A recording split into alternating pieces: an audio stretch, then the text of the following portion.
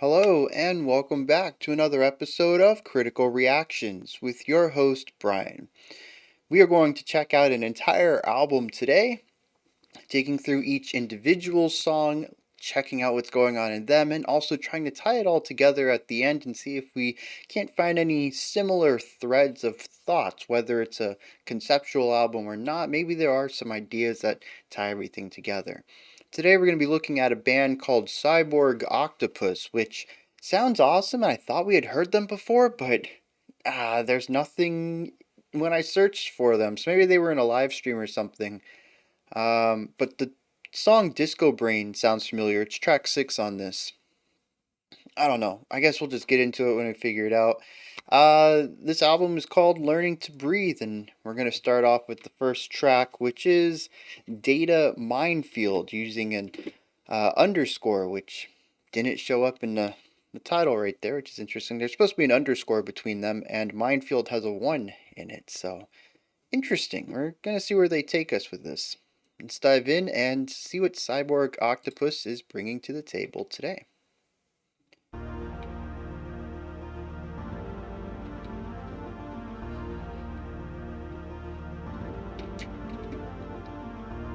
Interesting. It sounds like a suspended note, but it's actually a lot of really quick attacks.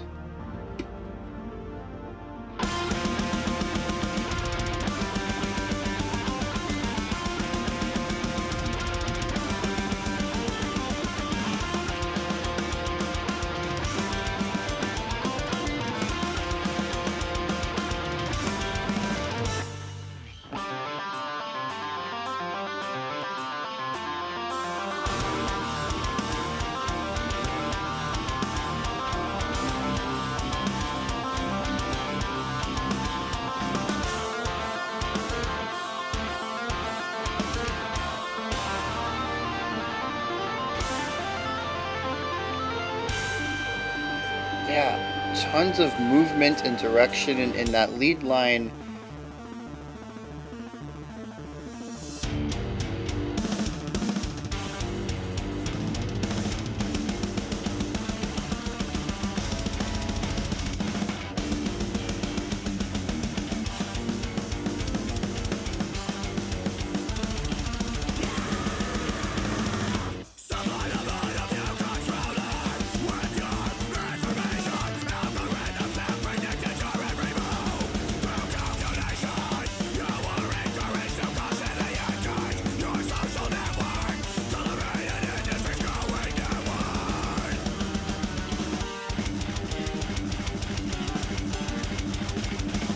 Yeah, really fun accented bits there. Interesting way to wrap that idea.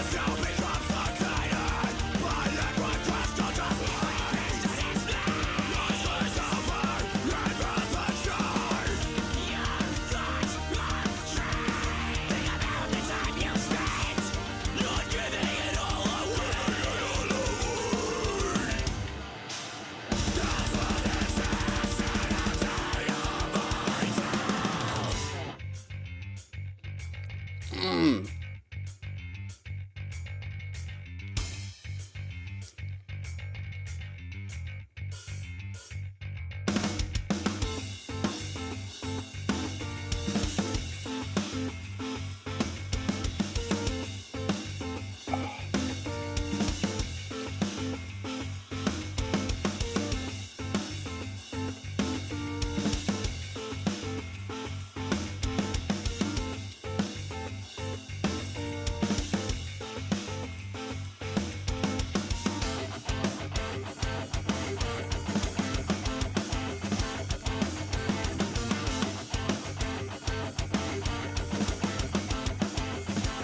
Man, what is that? 1716?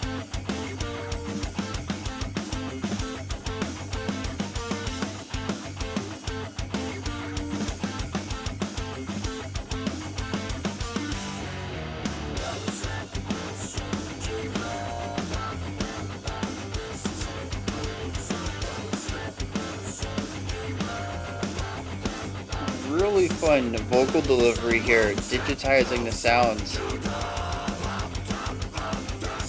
and layering it with a heart. Yeah.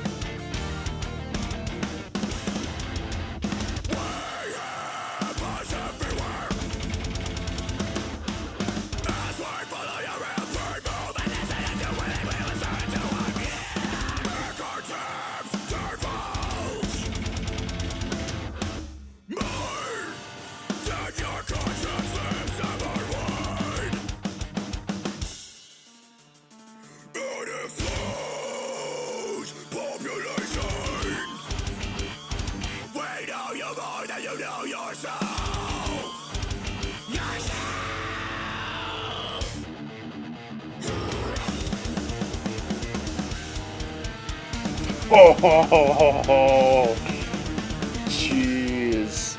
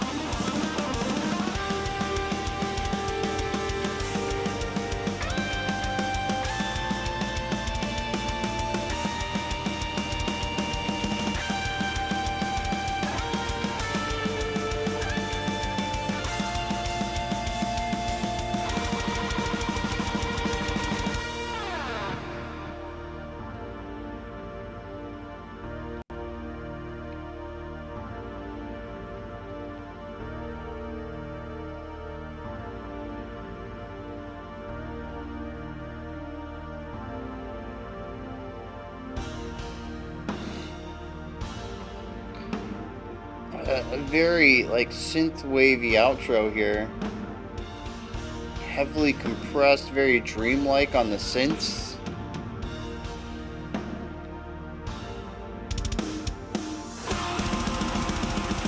It wasn't even the outro.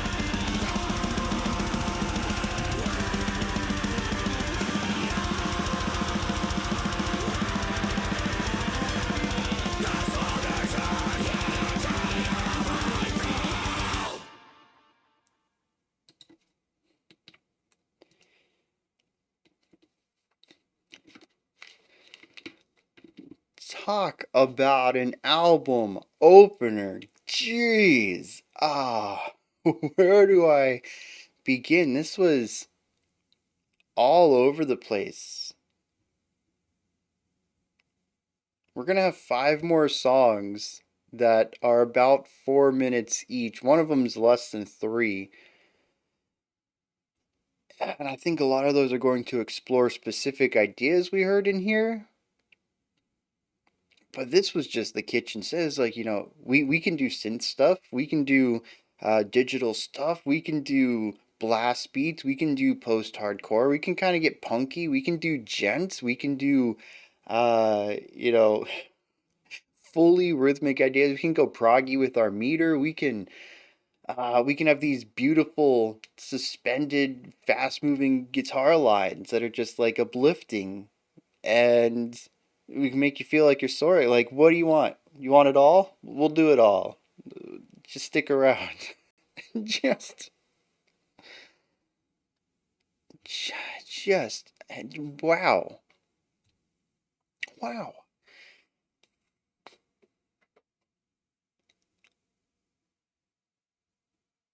Where do I begin? I can't even really say that I want to begin at the beginning because I don't remember the song linearly because it is quite a linear song, but I have pieces of ideas that I want to talk about, but there's so much going on that I don't remember the timeline of when we explored different ideas. It's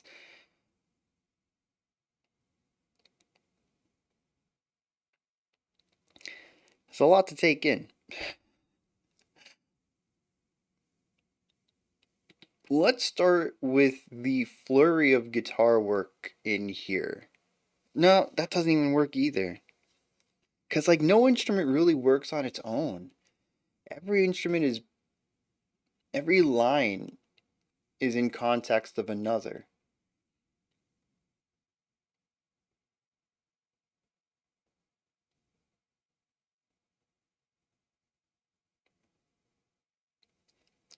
All right, here's how I think we're gonna do this. We're just gonna go stream of consciousness not style. I don't know where we're gonna go. I hope I touch on everything. I got some notes. Uh, let's see where this takes us.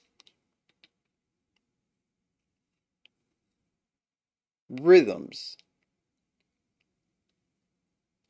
I think a majority of this track is in 4/4. In fact, some of the wilder sections where it's really difficult to get a beat on what's going on can be counted in 4. It kind of feels odd to push it in that direction, but it can be counted in 4, and it kind of makes me think it's the Meshuggah style of rhythmic composition, in which case you just make sure that somewhere along the line we have a number of beats that are divisible by 4, and you just make wild stuff that adds up to that. You know, a 36 beat phrase. It doesn't matter if that grouping is like a 9 and a 3 and a 2 and then a 5 and then a 2 and then a 3. Like, it doesn't matter how you get there. Once you hit 36, you can just say, hey, that's 9 bars of 4. We were in 4/4 the whole time, even though it does not feel that way. And that's how I had to come around to listening to a lot of these sections. Not all of them are in 4/4, but I feel like a majority of them can be represented in 4/4. I think that's the best way to say that. In these sections, though, our rhythms do not feel like 4/4. There's very few sections in here that feel uh standard, like home, like, 4/4, something that just is easy to bob your head to and get into a groove with. There's a lot of disjointed elements, there's a lot of rhythmic asymmetry, where maybe we'll have, a 5 beat phrase and then a 7 beat phrase and then a 2 beat phrase and then a 4 beat phrase. And so it's just really difficult to really have a moment where you're like, oh, this is sort of the halfway point. I can kind of get into a groove here. No, it's so disjointed constantly. There's so many moments where there's interruption to the musical flow. In fact, that might be one of the most consistent elements in here, is that in the inconsistency, most sections do abruptly end. There are quite a few sections, especially in the latter half of the track, where a section would probably fit something close to 4/4, and then there's a beat or two of just silence. Maybe the vocals do something, but the band cuts out. I love that typically. Silence is one of the greatest ways to give sound impact. Coming back in on that beat after that silence always feels good, but it also purposefully delays that by adding extra beats to a riff that was already self-contained in something that was close to 4/4. So it carries two jobs there. One is to disrupt the flow and add extra beats, while the other is to have that contrast.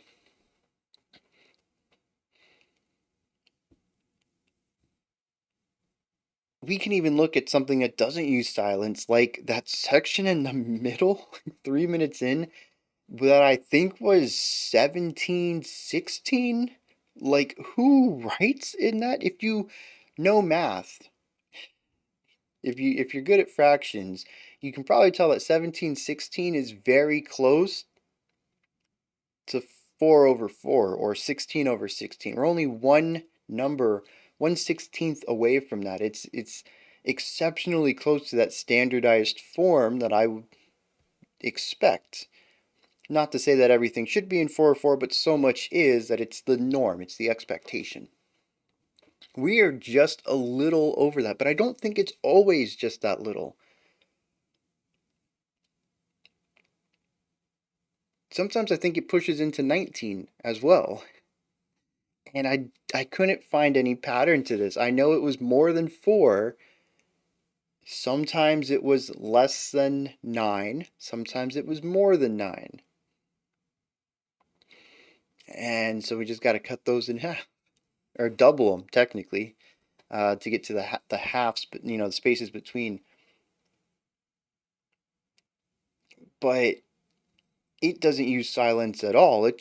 The idea feels like it should continue in the direction it is, and instead just starts back at the beginning of the line, which isn't really where it was going. It's just this awkward jump point back. It doesn't really fit flow wise. If it's a descending pattern, it just jumps back up an octave. Why did it do that? Well, that's because we hit the end of our arbitrary limit. We got to go back to the beginning. A lot of the song rhythmically is based on this. Now, not all of it. There are some sections that fit very cleanly in 4/4 and utilize those 16 beats. Yeah, the 16 beats to tell a complete idea that loops back on itself very effortlessly, very cleanly. These are primarily the sections that are less driving. Not always less driving, because sometimes there is momentum in the drums. They're less aggressive atmospherically. Let me put it that way, because there's still lots of guitaring going on, lots of drumming, there's growling. It's still aggressive in tone, but in atmosphere, in the chords, we typically do this beautiful, clean connectiveness with uplifting chords. Usually not with the more aggressive, not necessarily aggressive, just darker elements of the metal chords, some of our pentatonic riffs. That stuff really lends us towards the dissonant, atonal, disjointed lines. But when we get these two moments in the track, I think, with this uplifting, choir-esque surrounding sound, that's when we get our connective ideas. It's not just that I'm forcing it to fit into a 4/4 idea. It is telling me it's in 4/4. It doesn't happen very often. Like I said, I think it's only twice, once at the beginning and once near the end. It's interesting that those are paired together like that. Now, within these ideas, aside from all the weird time signature stuff, the song bounces between two melodic concepts. One is to rely on rhythmic devices. There might be a melody to it, there might be a moving idea or a riff, but it's not the primary purpose of it. It is the disruptive content that I just talked about, where we have an idea and it abruptly stops or it abruptly rewinds back to the beginning. The other, though, is melodic, and we kind of touched on that a little bit with the moving guitar lines, but we also have melody coming out of our vocal work. We have that section about 4 minutes in where the vocals digitize themselves, and it sounds like the 90s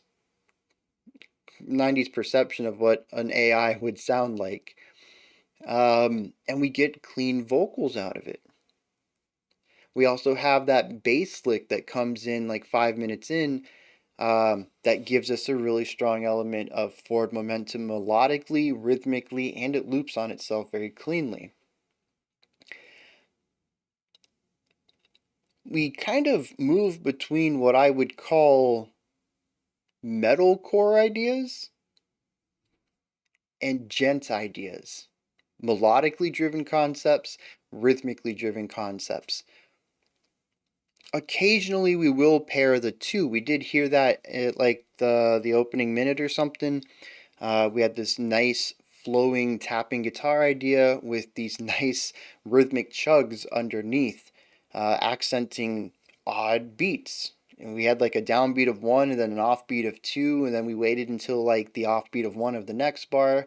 You just really never knew when that next accent was going to hit.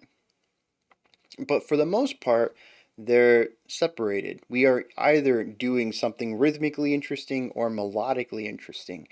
And I wonder if that separation is in the lyrical themes at all. Or if it's just what they do, and we'll continue to explore these ideas throughout the rest of the album. But it is something I'm picking up a lot of here. Now, we've talked about what the guitar does. I've brought up the bass a couple of times. The bass has some nice bass lines. It has a moment to shine. Most of the time, it's just kind of walking in the back though. Haven't talked about the drums yet. I love the drums. Their polyrhythmic sense is phenomenal, but it's not just that, which I mean, they have to be to fit into the band. The band is just, they're a rhythmic band, right? So you got to have that polyrhythmic element in your drumming. But the way that the drummer chooses to do specific ideas at specific points, I'm enamored with it. The drummer does not always pick the most traditional drum element for a section. It does sometimes. The drummer does occasionally say, you know what, we're kind of in a djenty aspect. Let's throw some djenty drum work in here. And it's like very segmented bass kick and snare work. The cymbals are usually accenting the downbeats, giving us that pulse so that everything else can be a rhythmic. Get those syncopated accents in there and have something to bounce off of so we can feel that syncopation. Very traditional way to write rhythmic drumming. But they come out with a punk idea just out of nowhere. It's like 5 minutes in, and the guitarists, the vocals are just screaming, and the guitars are just going, like full power, quick tapping and stuff like that. And the drummer's just like, it's time to whip out some punk. And just does this like 2/16 bass kicks into a snare hit that do-do-ga, do-do-ga, do-do-ga, do-do-ga, do-do-ga, just like that full driving simple punk idea out of nowhere, and I absolutely loved it. There was like a 16th note roll for like 2 beats on a semi-closed hi-hat somewhere, and it gave me the biggest chuckle because it comes out of nowhere. It's so odd. I've never really heard anyone do this for such an extended amount of time, but it worked where it was. And it just caught me off guard. Like I said, it was a good bit. Really caught me off guard and made me, I'm repeating myself now, but I'm trying to find a way to explain this. If nobody else laughed, and I'm like, why did this dude laugh? Like, I'm trying to explain why that was comedic to me, but I don't know that I can. It just caught me off guard. It was weird. It fit, but it was just totally unexpected, and I've never heard anyone do something similar. Like, it would never even cross my mind just to like, let's just go ham on a hi-hat as a fill. Like, I don't know. But yeah, it's those little flourishes. The drummer has quite a unique voice and has an interesting perspective on when to explore their own ideas and when to just merge concepts that aren't typically combined, while also knowing when to fully commit to the tropes of a style. And it's just that you never know what you're going to get with the drummer. And I love that about drumming. So yeah, phenomenal on the drumming. I can't wait to listen to more of the drums on this album.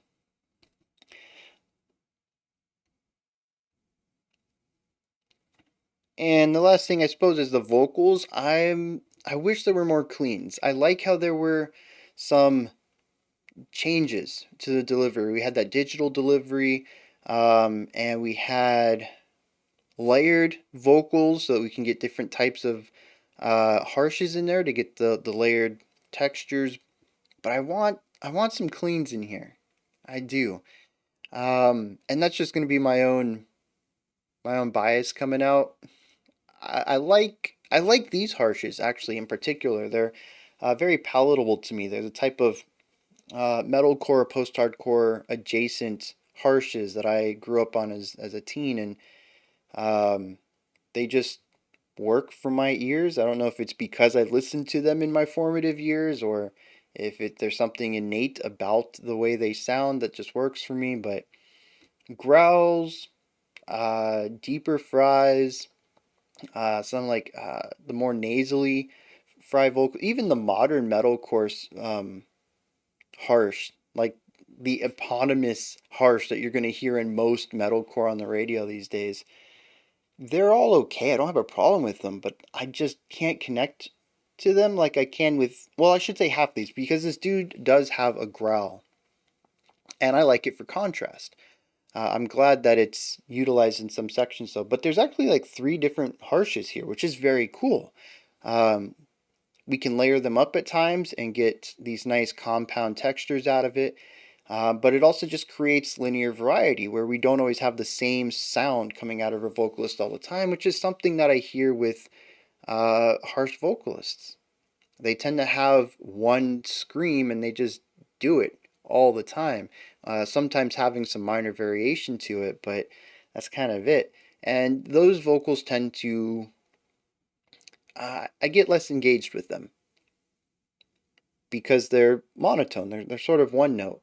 It's the thing about clean vocals that, for the most part, since not many people just kind of pick one note and decide to sing on it and intentionally and never change it, it's the thing that clean vocals bring to the table that harshes don't always, is tonal variety. And I know harshes don't have pitches per se, but you can create perceived pitches and change up the textures of it. And there's all sorts of different things you can do to bring that variety to a harsh performance that not a lot of bands do. And I'm really glad to hear the variety here, even if each one is still rather static. Just having the option to bounce between them freshens up the vocals a bit in my ears.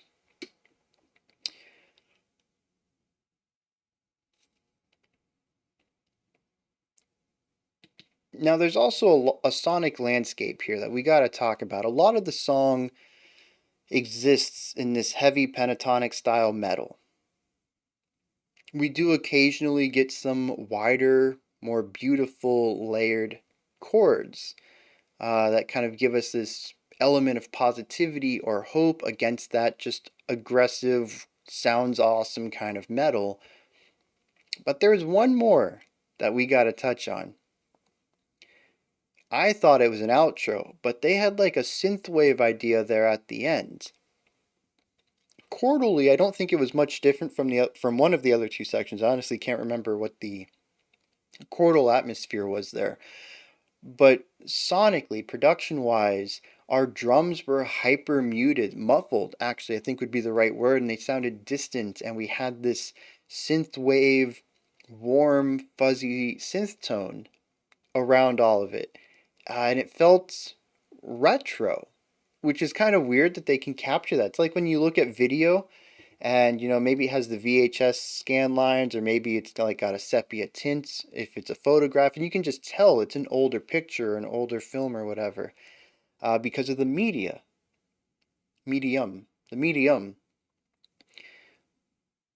Here they found a way to replicate that sonically.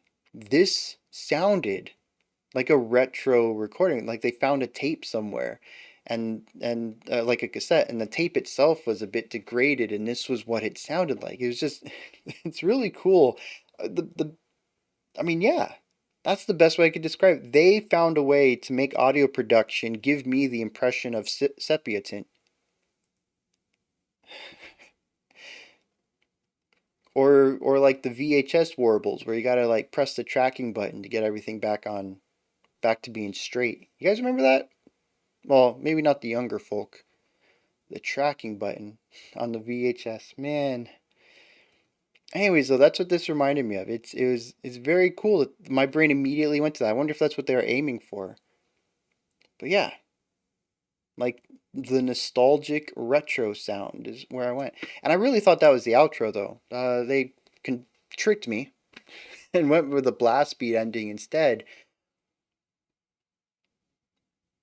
But there's just so much variety here. I think that's the craziest thing. I haven't really talked about any individual melodies or chord progressions or anything. I've just talked about how things sound, and I've already done that for 20 minutes. There's so much sonic variety on this opening song. It does remind me of stuff like early Between the Buried and Me, but done with a higher production, which makes sense. I think this came out like 10 years after that first album did, but it does remind me compositionally a lot of that. Even the vocal work kind of gives me that impression as well. Um, And I know it's been a year since I checked out their debut album that bounced off of me pretty heavily. But besides the time, I think the production really helps this. It makes me want to go back to their first album again and give it to a listen and give it another listen today with my expanded mind and ears, and see, well, particularly how it musically relates to this.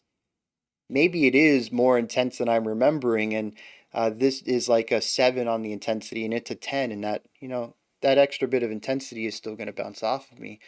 But from what I remember, these two are kind of similar, but this has a much clearer production, and that's going to just work better for me on a lot of levels. We're going to hit some lyrics here. This is a really cool one because it is about a topic that I'm pretty passionate about, but is also about a topic that one of my favorite bands has also covered. The Human Abstract. They have an album, their final album before they broke up. It was called Digital Veil, and the title track was about this very idea about how the internet controls us, social media in particular, and data privacy. Our opening line here, opening stanza, says, supply the modal view controller with your information. Algorithms have predicted your every move through calculation. You're encouraged to constantly engage your social network, cultivate an industry's growing net worth.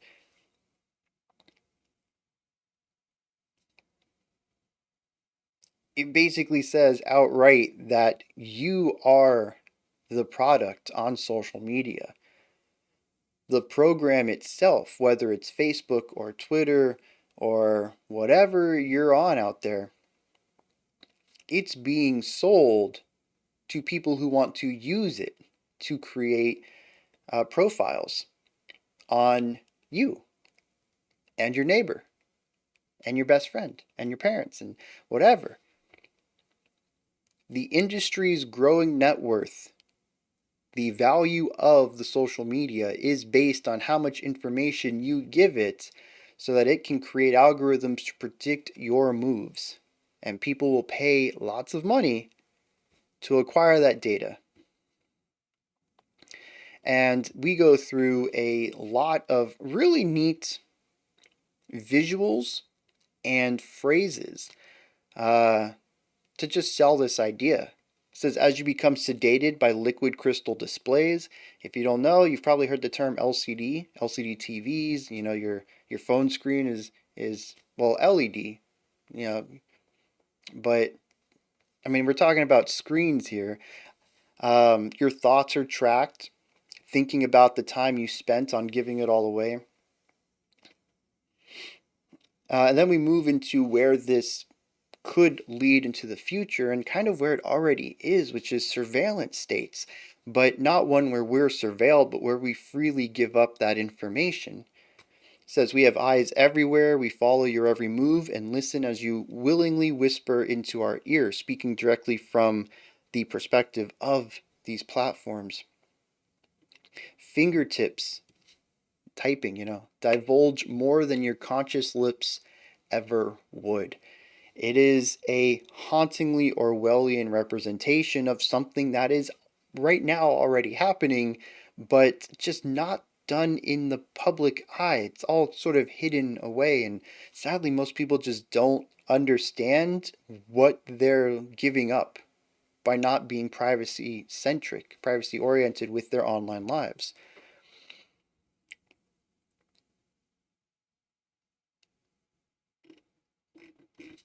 It's a wonderful, biting commentary on the use and dangers of social media today. And I'm going to get on a small tangent right here. It's really sad to me because social media is not bad. The idea of connecting with people online should be something that everybody wants to do. And to be fair, MySpace, Facebook, Twitter, Tumblr, LinkedIn, whatever you're on, it does do that. It facilitates connecting with people.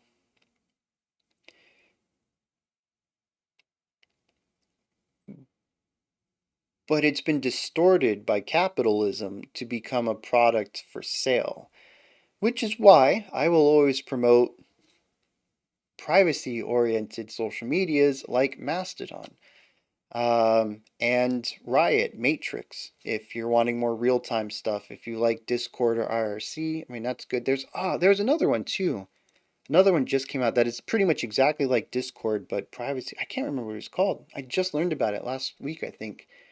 Um, so we are on like the verge of, I think, especially with Twitter and its spiraling downfall right now. I've seen a lot of people move over to Mastodon. I really hope it creates a lot more press for Mastodon and we can have social media that isn't about taking data and creating user profiles. But yeah, the most utilized platforms are easily the most dangerous though. But yeah, like I can get behind these lyrics. I'm like on board with this. This isn't the first song I've heard about this, and like it's already skyrocketed up. Like I could listen to this all the time now. Um, it's interesting then too that this song utilizes that digital voice and also utilizes that synth sound there at the end. I'm curious. I don't really see any positive lines here, so I'm curious where those two positive, uplifting moments in the music fit against these lyrics, and if it's the music is supposed to be telling a story parallel or simultaneously at the same time as the lyrics are. Maybe the music is even telling a story between the lyrics. Um, But that final blast beat section is an assault on your ears. It is just constant attacks, and the vocalist is saying, construct the centralized database, a hand that knows no privacy. Construct the centralized database, overriding human dignity. It is supposed to be loud and in your face, and it comes right off of that lull, which might even be that false sense of security that it's just social media, right? You're just connecting with friends. A lot of people don't know that their information is their privacy is being eroded away, and maybe that's the point of it. It's not supposed to be an uplifting section or soothing section. It's supposed to showcase the possibly ambivalence or even, I would say, ignorance of people. Ignorance is bliss, after all, and to basically slam that sound into a brick wall of blast beats and screaming and fast guitar playing and saying, give me your attention, listen to what I'm saying.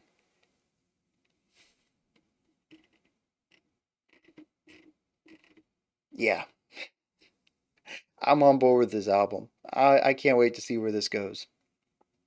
So, with that said, let's head into our next track. This one is not digitally based, I think, title wise, anyways. It's just called Divine Right in D minor. So, let's see where this takes us.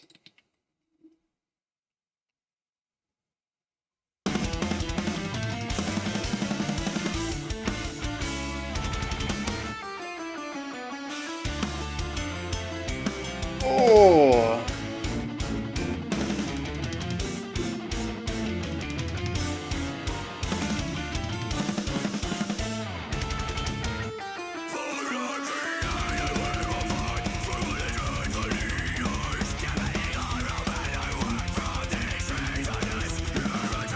I love the moving guitar line underneath the moving vocal line.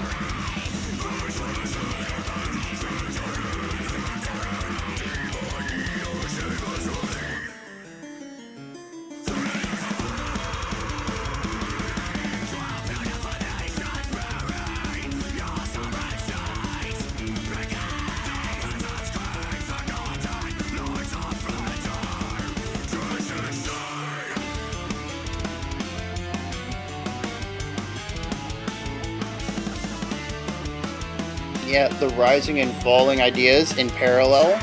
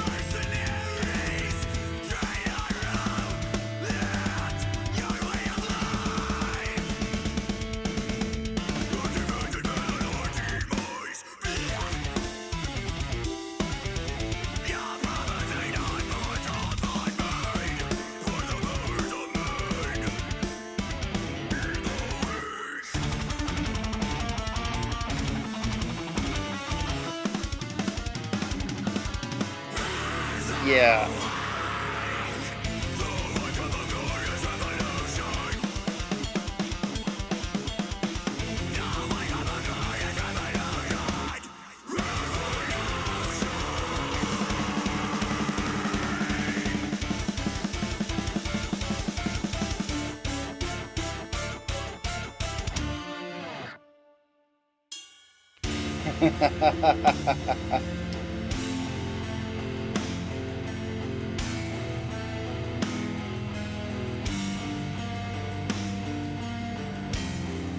I love this slow look at the Baroque chords.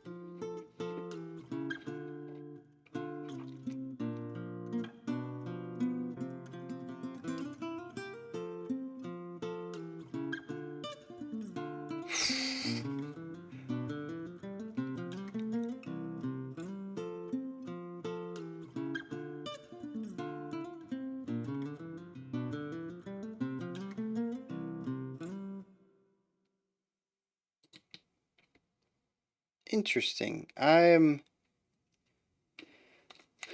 have a hunch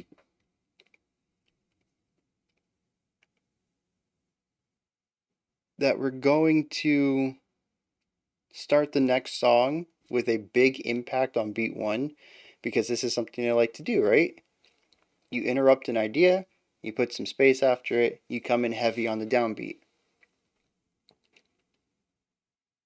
I can see that happening here. Now, here's the really cool thing. Musically, this is very different from our last track. This is heavily influenced by Baroque music, which I think is just quite obvious with the chordal ideas, but, well, also the layering ideas and the melodic stuff. Actually, it's Baroque all over the place. uh, if it ain't Baroque, don't fix it. Wonderful stuff. Anyways, it's very melodically driven though. There isn't a lot of the rhythmic disjointedness that we heard in the last one that I referenced as being sort of djenty. This one is basically, what if we wrote I don't know, a stereotypical Baroque song for a metal band? And every bit is here. We have the chords, we have the layering, we have All the counterpoint, all of the counterpoint. Geez, I thought it was one thing when we started off with the harshes and the lead guitar, just, doing its own thing behind that. Granted, it wasn't a clean vocals, but it was still two lead elements. But then we start playing, or I swear there must have been three guitar lines here, and I only remember two in the last track. But it felt like there's three guitarists here, which I don't know how many people are in the band, but I'm always down for that. But we have these beautiful sections where the two guitars will be doing their own thing simultaneously. You got some counterpoint going on, and then they'll take turns bar by bar and then come back together before splitting off into their own lines again. And it's just such a Baroque thing to do. Um, and then, of course, we have our classical guitar that's utilized in here that brings its own timbre to the picture. And of course, it feels like it should be playing Baroque music, and it is. It's just so many good ideas. We even have a nice mellow part in the middle there that allows the song to chill out a little bit and slow it down, and so you can really feel the tensions and releases in the chord progression itself, and I really appreciate that.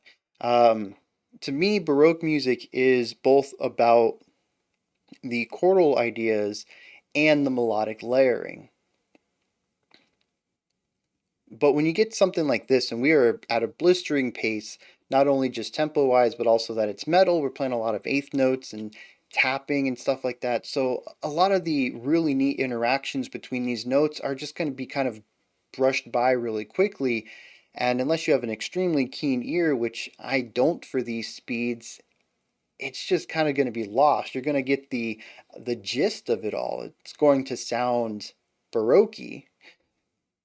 That word gets funnier every time I say it. But you don't really get to feel the tensions and release of these individual dyads and triads that are being crafted from our multi-layered melodies. So when we slow it down and we actually get time to spend in each of these notes, it's really nice to hear exactly what the band is crafting in this sound. Absolutely love it. We do get a little bit more of that vocal variety, but I feel like the vocals went a little bit more static here than we did last track. Not a bad thing. We did spend a lot of time in that lower end fry. Not my favorite of the three styles, but like I said, it's fine. It was like a minute, maybe tops. Um, but it's really cool to hear this back to back with Data Minefield because that was scatterbrained. That was all over the place. It was everything in the kitchen sink. And this is a more focused idea. And to run them back to back, I think is really a great concept for the album. As if to say, look, this is everything we can do. And this is the greatness we can achieve when we buckle down and stick to an idea. Showcasing both sides of their compositional style and their strengths right in the first 10 minutes of the album. This is a really good way to go about doing this. Because right now I'm sold. I really don't care what direction they go in. I'm pretty sure I'm going to love it. And I'm not even at a point where I'm confused. I don't know what they could do. I don't know where their limits are at. They have shown me the excesses of the spectrum. And anything in between, I'm fine with. And it's very reassuring to start off this way with an album that I'm going to assume isn't a concept album. Conceptual albums have different things you have to take into consideration if you're going when you're pacing your story and your songs and figuring out the order of it all. You have a story to tell, and that uh, you know hopefully in the composition section you figured out this kind of stuff. But for a non-concept album, I get the feeling that you end up writing a bunch of songs, then you got to figure the order out later. And I think this is just a really great way to go about doing this. Drumming, bass. Haven't really talked too much about those. The bass did get to participate in some counterpoint. Really enjoyed that. The bass just gets time to shine. I like that in a band. And the drums just killed it as usual. Pretty much the same things I said last song apply here. Just, well, a little less of the esoteric ideas. Because the rest of the band is focused on this one idea, the drummer gets focused as well, and we hear a more condensed range of drumming ideas and techniques here. But again, they all fit, and some of them even caught me off guard. So while it is more constrained, it's not like the drummer is restrained from doing cool things. And I think that's one of the best things about this band so far is that, they say that limitations breed creativity, and despite being limited, they're still finding fun ways to explore the limitations that they've put on themselves for this track. Just phenomenal. And the thing is that, it's divine right in D minor, right? The in D minor immediately harkens back to classical music. A lot of music is written with that in mind to let the performers know what key they're playing in. It's not as necessary in metal or a lot of mainstream popular music because the musician is the composer. They know what key they're in.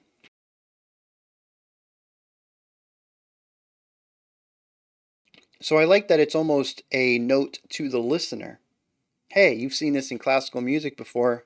Maybe you should prepare for some classical music. It's just a neat little nod there.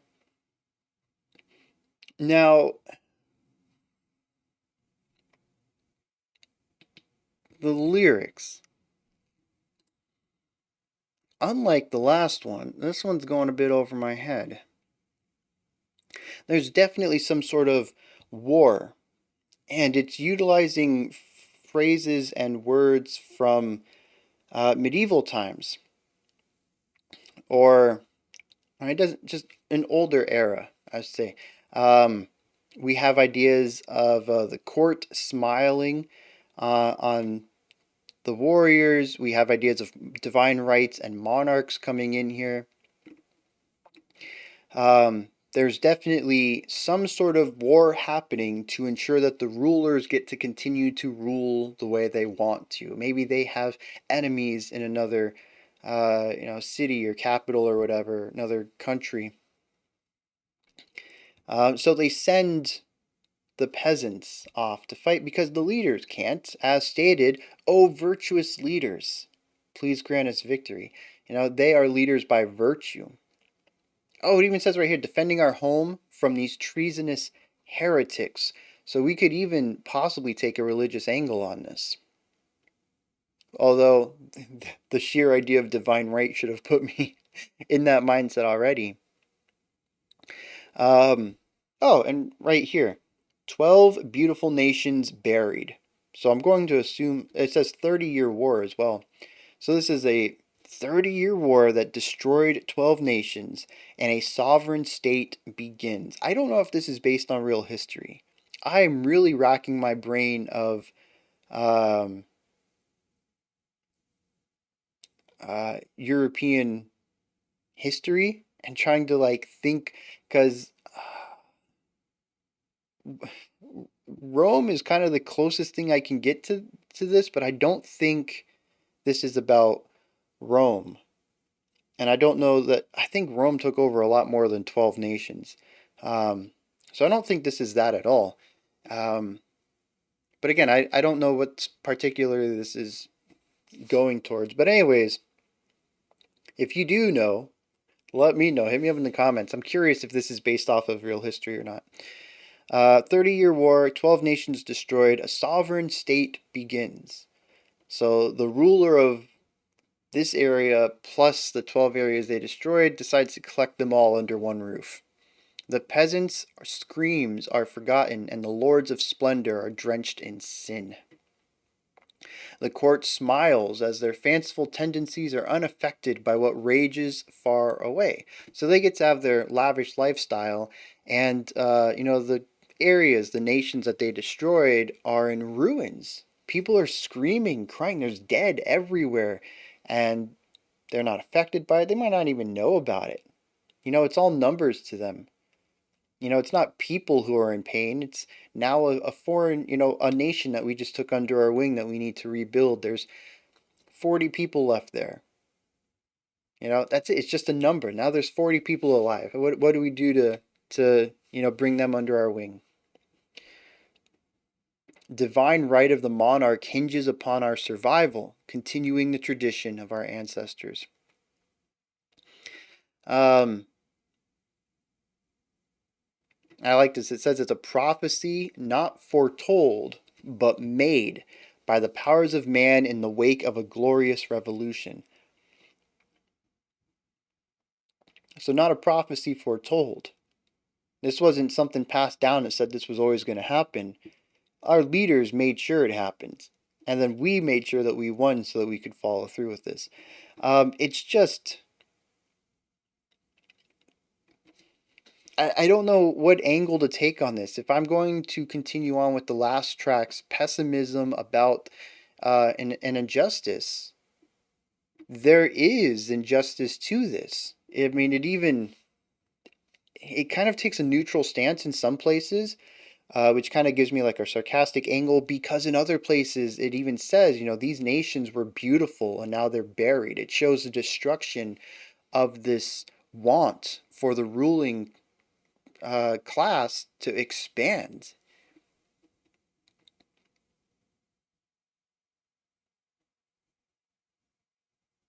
Maybe it's all a metaphor for something. I don't know. Um, but there is a loss of power, a loss of beauty, a loss of individuality almost here. Not so much for this one nation that took everything over, but those around them whose lifestyles and homes are burned to the ground. They're buried. Friends and family as well.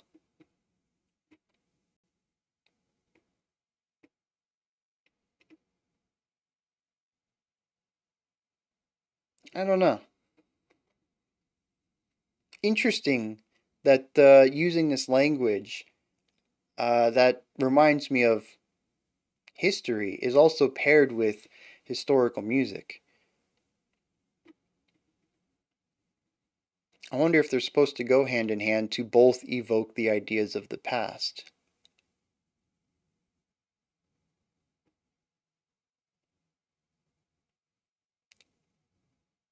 I don't know. Let's head over into our next track then. This one is called Shark Pit. I don't know where that makes me chuckle.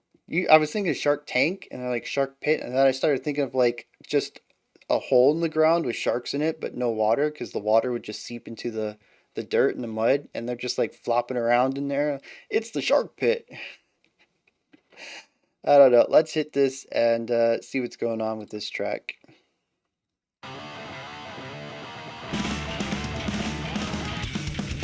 Oh, coming in with a ton of energy.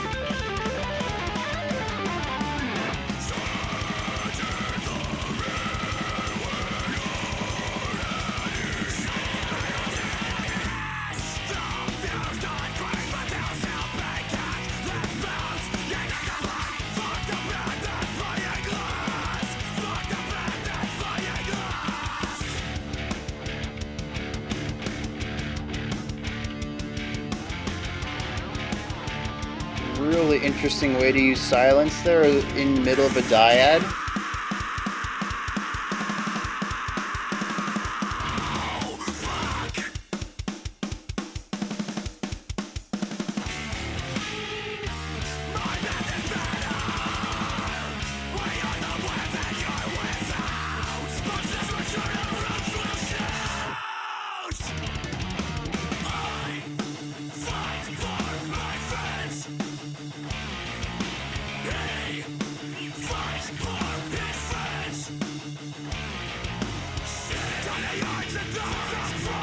Yeah, give me that layering.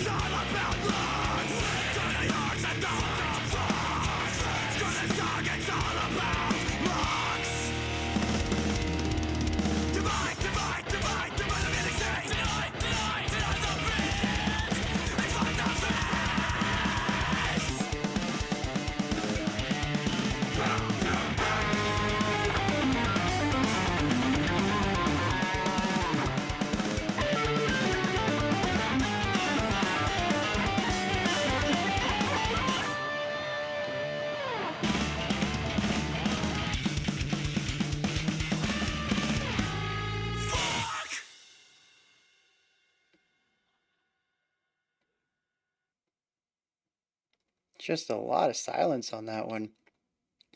Oh. So, if our first track and second track, I'd say, were progressive metalcore, or just progressive metal in general, this is just straight up punk. It's loud, it's noisy, there's lots of attacks, blast beats all over the place, lots of half step ideas. All of that. It's just like half step up, half step down, half step up, half step down. Driving fast, momentous. There's no time for breaks. It's simple too. A lot of the riffs are rather uncomplicated, just looking at 1 or 2 bar ideas that repeat for quite a while. We don't have any of the time signature tomfoolery that we had from Data Minefield. We don't have any of the interesting chords that we have from Divine Right. This is simple, raw, loud, in your face. It is punk.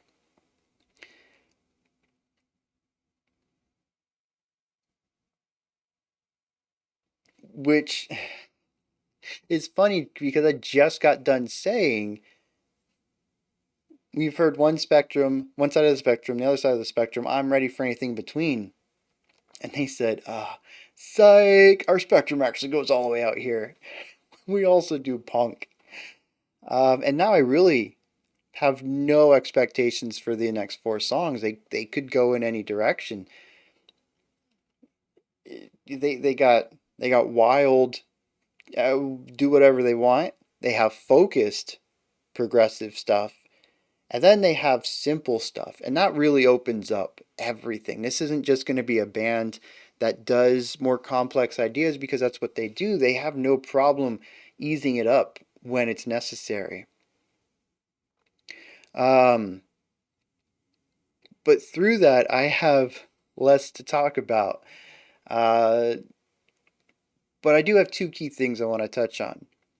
One is the idea of passing the baton, or I should say also timbre variants. It's really neat that while they do have this one riff, it's not the way that we always hear that riff. I was just talking about that half step idea, and actually, the first time I think we hear it, it's introduced to us in the bass guitar. It's then passed to another guitar, and then widened out to 2 guitars. And we continue to hear these different variations. Sometimes it's an octave up, sometimes it's in a different guitar tone, sometimes it's solo bass, solo guitar, dual guitar. Sometimes it's slowed down, stretched out, where we still have the half step idea, but we're not going through all these notes as quickly as we are.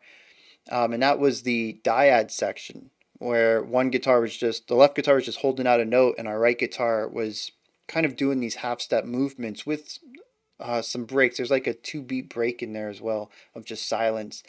But this one concept basically gets reworked, reformed, stretched, squashed, expanded, flattened to be used everywhere. It's rather ingenious. It's a way of showcasing some of their more technical composition styles in a simpler format, where they can still get away with some smart composition without fancying up the song, so to speak. And I'm a huge fan of that. I think it's a really cool way to include a bit of complexity without sounding complex, because the song doesn't need that. It's supposed to be punk. It's supposed to be simple and driving. The other thing I want to touch on are the guitar solos, which is interesting because we've had lead guitar lines in every song up till now, but I haven't really pointed them out because I don't really view them as solos. They're just parts of the song. They obey the compositional techniques that I've already talked about for those specific songs. Here, though, this is a straight up rock, metal, punk song where the solo is an isolated idea. It still carries the energy. It carries that drive, that momentum, the speed, the raw aggression. But sonically, our guitarist shifts to a new tone, shifts to a new range to separate itself from the guitar riffage we hear everywhere else.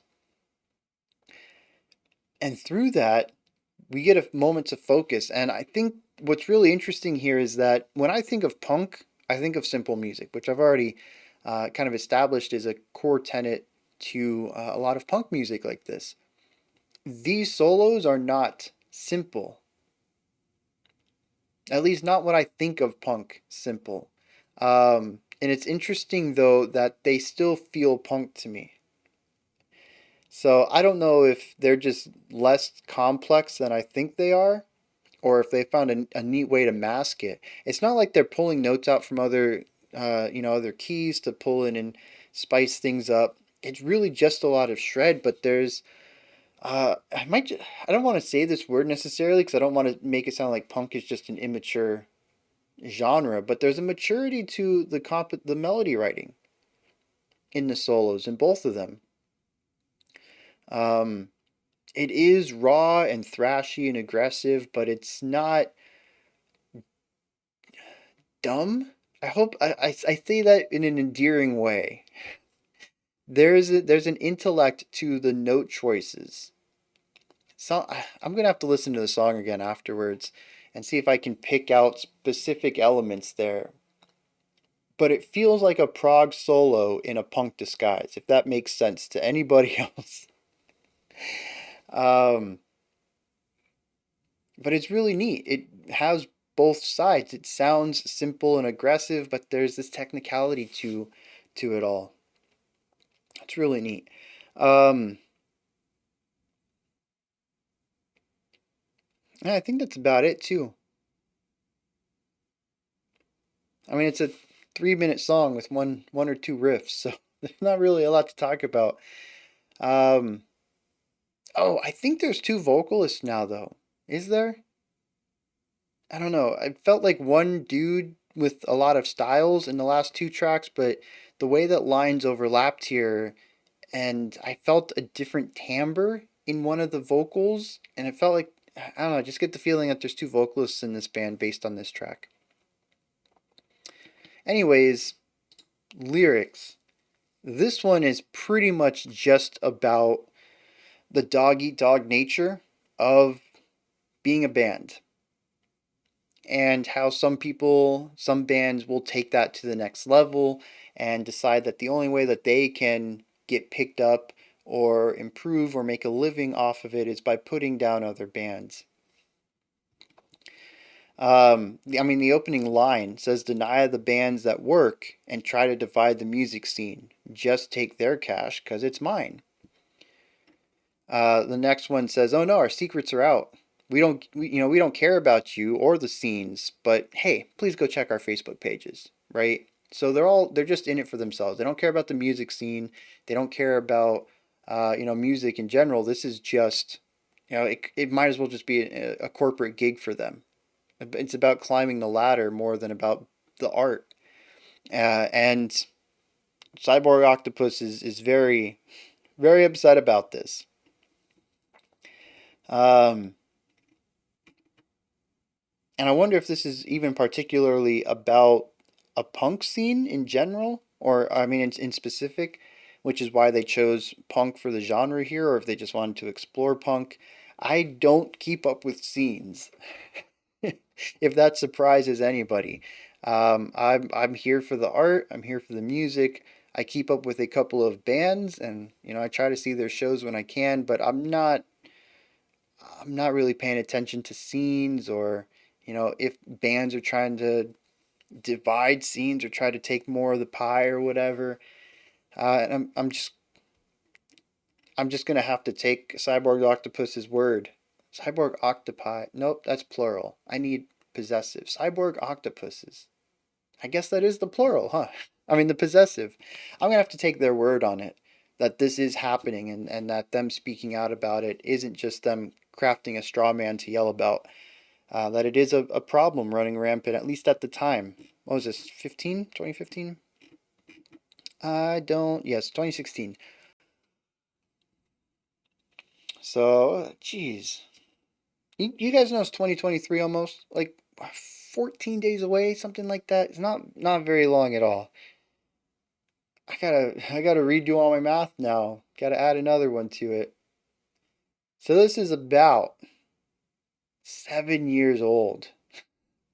It's wild to think that the mid 2010s is almost a decade away. A decade in the past. Just where'd the time go? Where did this year go? I know we can't. Stay on focus. Stay on focus. Stay on topic, Bryan. I'm gonna have to take their word that this was a problem, at least at the time. And yeah, I mean, what better way? Much like the ending of Data Minefield, it's all about making that power and making your voice so loud that you draw attention from the noise. You cut through it or rise above it and get the attention so that people can hear what you're saying. You see a problem.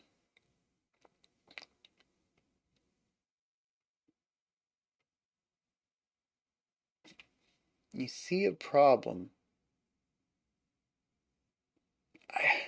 I don't want to have another Epica where I look too far into recurring themes and then decide the whole album is about that. That really messed up, I think, my last half of Epica's read and consequently also my experience with that album. Although I did like musically the back half of that album. That was a real mixed reaction review for me. But our opening track was about noticing a problem with social media. Our second track was about noticing a problem with the way that wars are fought and what divine power is all about, and once again, kind of those above us ruling those under us. This one is about noticing a problem, which is an issue within the music scene. I don't want to read into this, but it's going to be something on my mind. Try not to get carried away with it this time. All right, let's head over into the next track here. This one's called Baptism in Clay, which, what does that mean? Let's dive into it and see what's going on.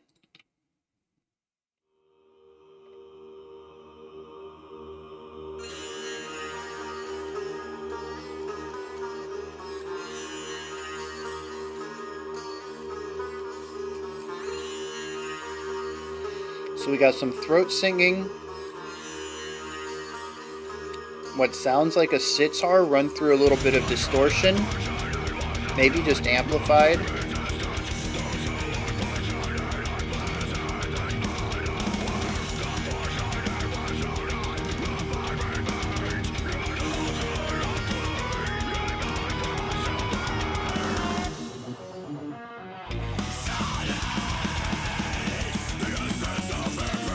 All right.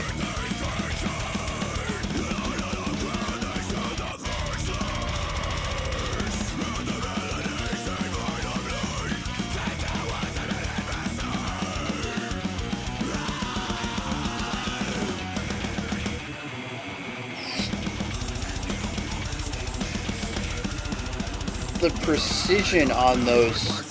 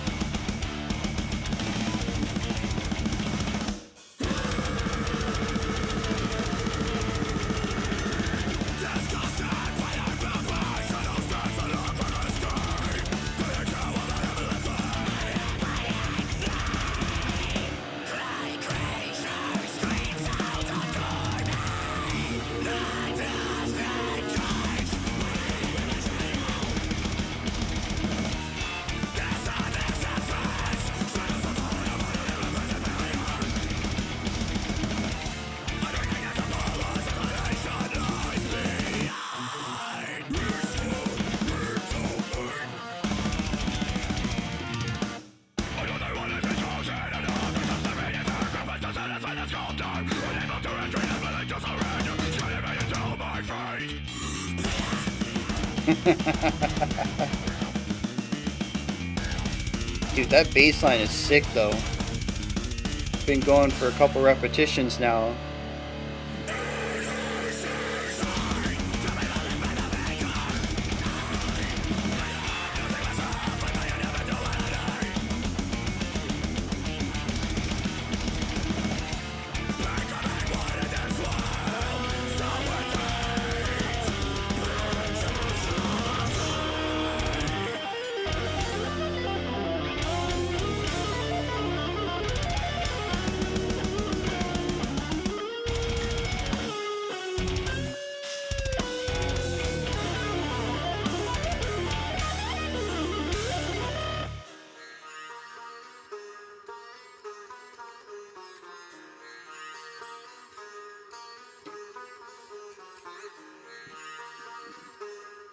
I'm expecting vocals to bring us back in.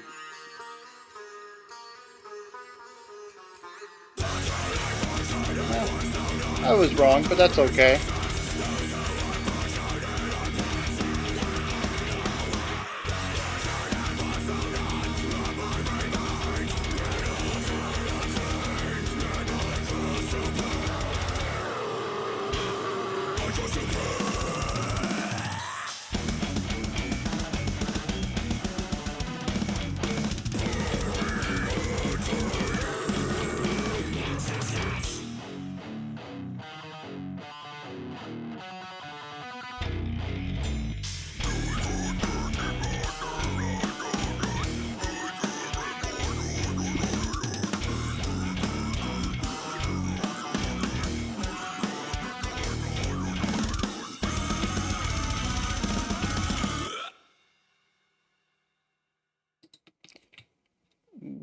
What?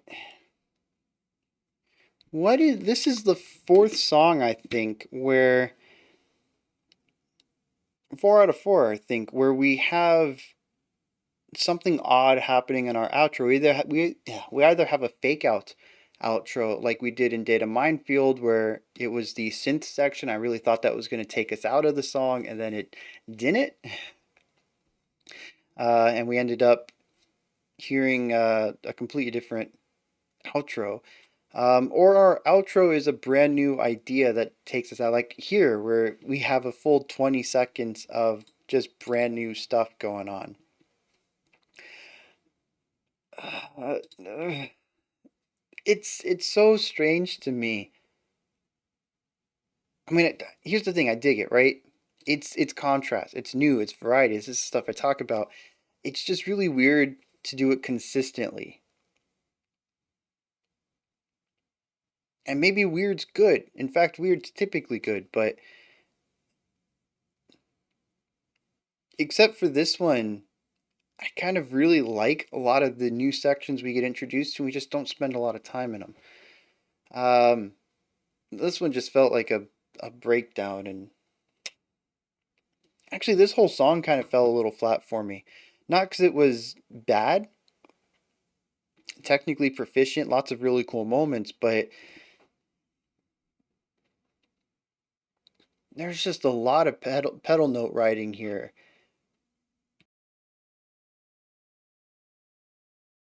As a way to change things up, it's fine. I kind of don't hope we listen to a lot of it through this album, but um, the core verse of the track primarily is dictated by vocals and the sitar with these really rhythmic, they're not even rhythmically disjointed, it's just groupings of 16th notes.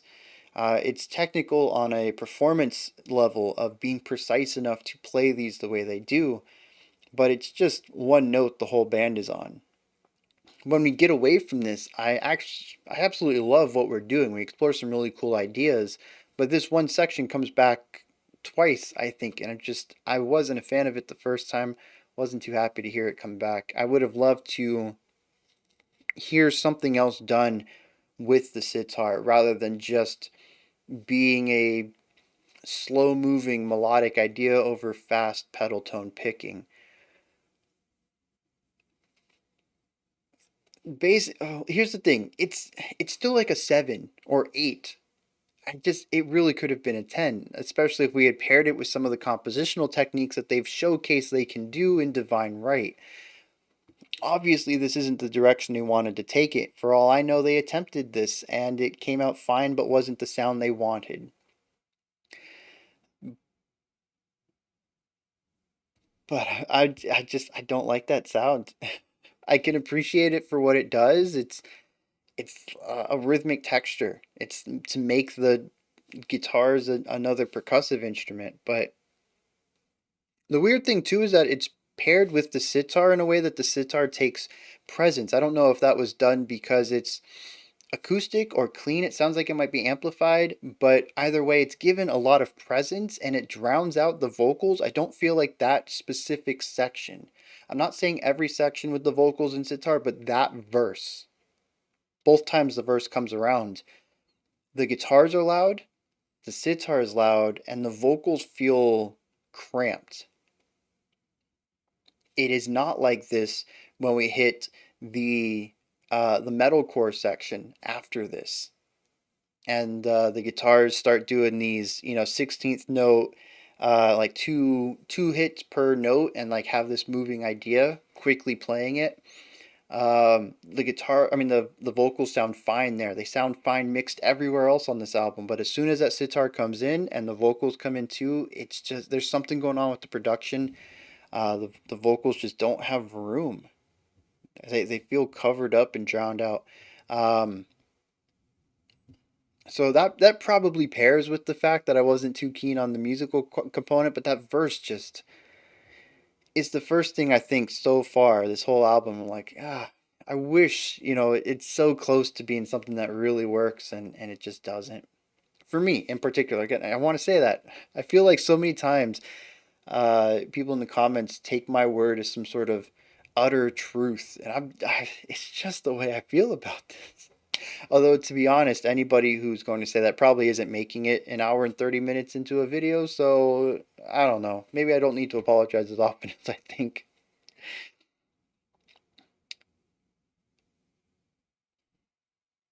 Aside from that, though, there are some really cool ideas in here that move towards hyper precision, and that's what this song is to me. For the bass and the guitars and even the vocals, there's that one part where the vocals come in with that just I think it's just drums, bass, and vocals, and the bass cuts out like every other bar or something, so it's just vocals and drums. And we actually really get to hear some it's not super technical, it's not like Archspire putting 500 syllables in a 3-minute song, basically rapping while growling, but there is this more technical start and stop, the punctuation, the enunciation of the rhythmic sharpness of the vocal delivery that we get that gets put on spotlight, and I really enjoy that. This whole song just feels like a display of rhythmic technicality. And once again, I'm kind of realizing that this album, isn't really about showing the spectrum and exploring in between it. It's about just jumping to whatever feels right for the track. We are over halfway done with this album, time wise and track wise, and every song has been wildly different. I'm getting to the point where I don't think our final 3 tracks will repeat anything we've heard so far.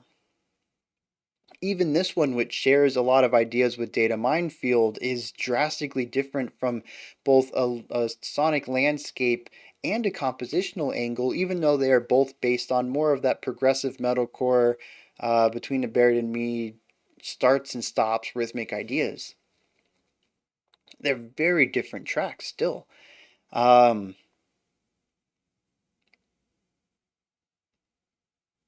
so yeah, I'm just not expecting a lot of what is the opposite of staleness, staticness on this album. Each song's going to be its own identity, and I can get behind that. When inconsistency is the consistent quality, love when that happens. It's a fun thing to say too. The only thing consistent is the inconsistency. Like it should be an oxymoron, but it's perfect. Um, it does kind of sadden me though, because my favorite tracks have been the first two, and don't think we're going to be re-exploring those sounds, and I would love to hear more of that. But on the other side, it really makes me want to dig into their 2022 album now, especially since I've got like a week and a half until the end of the month, end of the year, and I got to start putting my album of the year list together. So having a Cyborg Octopus get a chance to get on that list is something I need to make sure I do. Um,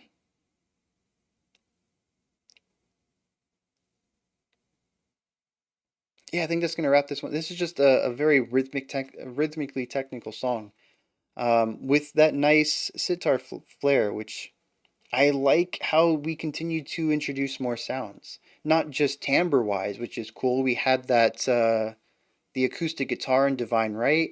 We had the synthesizer in Data Minefield.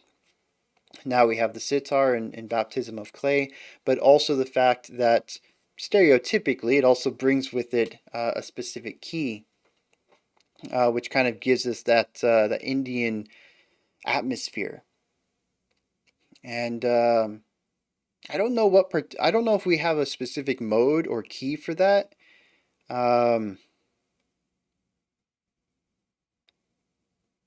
but I don't want to go out and say that it's a raga because I'm not entirely sure about that. Ragas are really cool. I am woefully underread on the topic, but they're kind of like chords in Indian music, like Western. It's the Western chord equivalent, but it's not one to one. You can't just say that they're the equivalent of the chord. But it's just, man, ragas are cool though, and like they all have like significance. Like you don't just pick a raga because those are the notes you want to use. Like they have like cultural significance. Certain ragas are for certain ceremonies and stuff like that.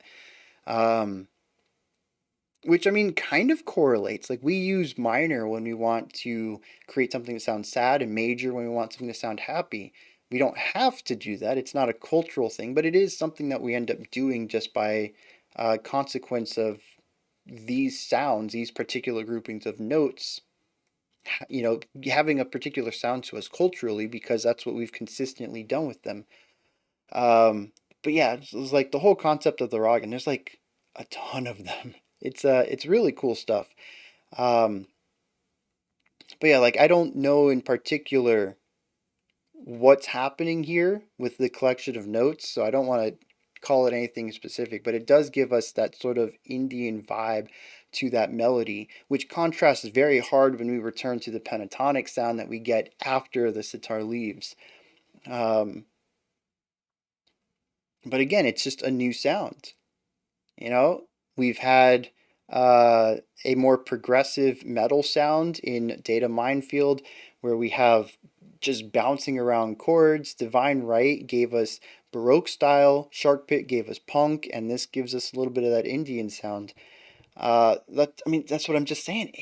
Consistency, inconsistency is the consistency. This next track, I don't even know what to think. It could be anything, and that's exciting. Lyrics. This one is this is we're alternating, right? Even songs I don't quite have a strong grasp on, odd ones I do. There is an element in here that makes me think of the religious forming of humanity. It says,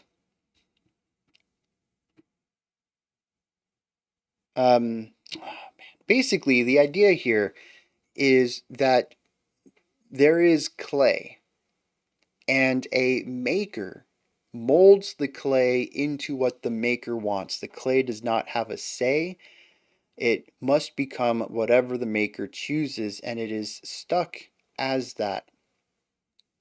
And it kind of has some stanzas that go into the forming of this clay thing, going along with the clay metaphor of like burning it in the oven and forcing the shape to stay and stuff like that. Um, But the idea is that we start out devoid of life. We are shaped into what we are, given that shape and personality, if you will, by the maker, and we continue to be inanimate material with screams that cannot be sounded as we lose the concept of ourself and our individuality, becoming one in this world. Baptism of clay. We gain our sentience and our and are born through this clay, which I can't think of if this metaphor is used in Judeo-Christian um, religion. I know it's in Greek religion in places of people being born of clay. But I think the idea here is um, I don't know particularly how to relate this to anything, but there is, once again, a problem. He even says that I have no choice in this. I don't get to choose to be born. I don't get to choose who I am, what I am. What if I just wanted to continue to be the nothingness, right? And through this, I am left with an existence I didn't ask for, pushed to be somebody who I don't want to be by someone who cares not for me or my predicament. It is once again about a ruling power dictating what a lower class person will do, but it's also about uh, a problem. This isn't something that should be happening. He says that we are all tied together in our silent screams, um, and that it says we are subservient sacrifice to satisfy the sculptor. Love the alliteration on that. But it's true from this perspective that if there is a God creating us, or we can even take this to less of an in control realm and just parents, nobody asked to be born. The parents don't get to, physically sculpt you, but uh, what if you were born into a life where you don't get to choose who you are or what you do? Maybe you're born into a prominent family, or you're wealthy or something, and you have to act the part and be the son or daughter, or the child of person the great or whatever, right? You don't want to do that, right? You don't really get your individuality in that. So this metaphor really could be taken in a lot of directions, whether you want to look at it in a more religious or secular angle, but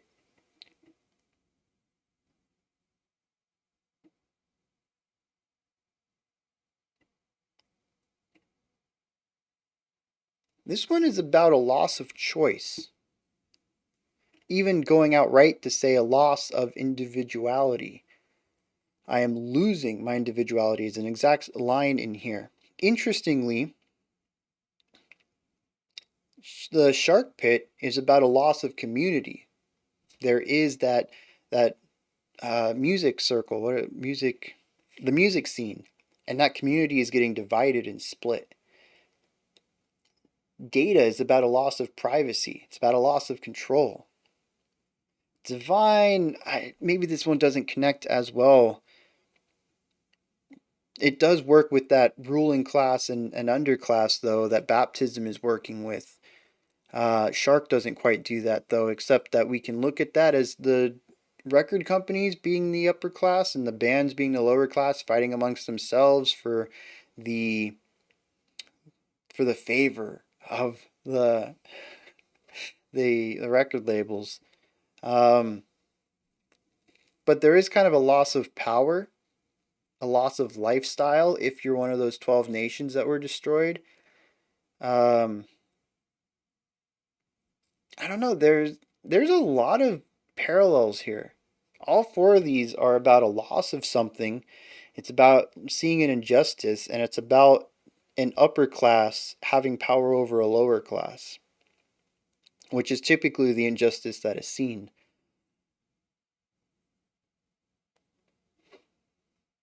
Hmm.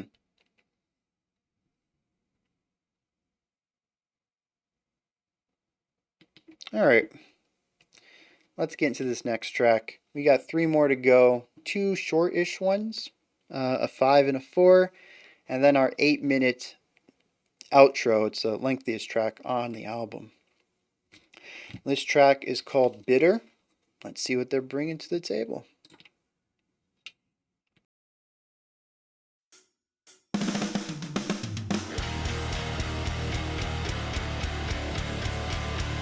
Very angsty, very heavy-handed.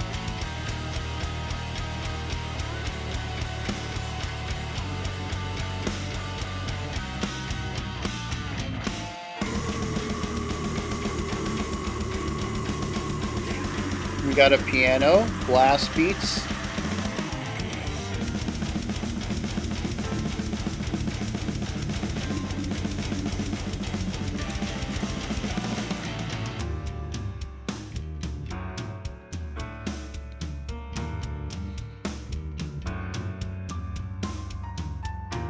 That same really nice melodic writing, but done in a very heavy-handed way.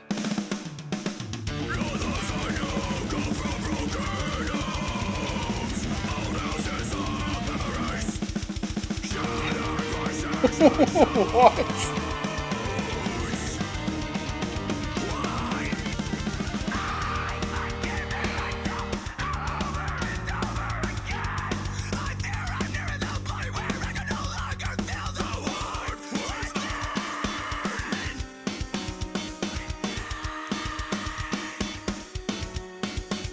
I love the panning and volume shifts on the vocals.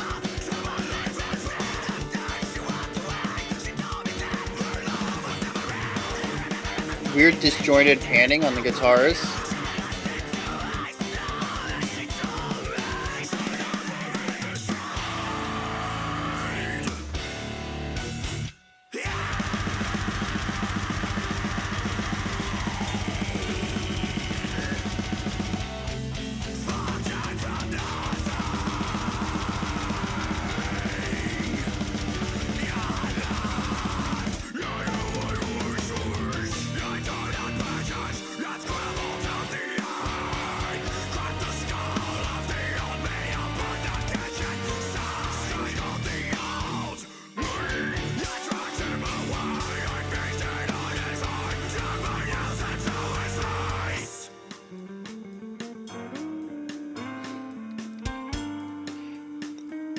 Love hearing the bass in the upper register here.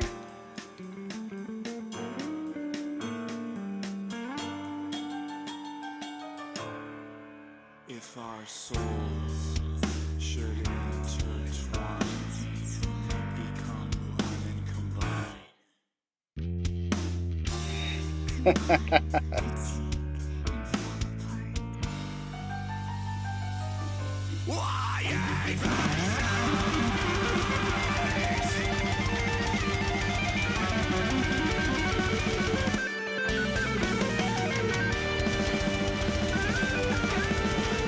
Ooh.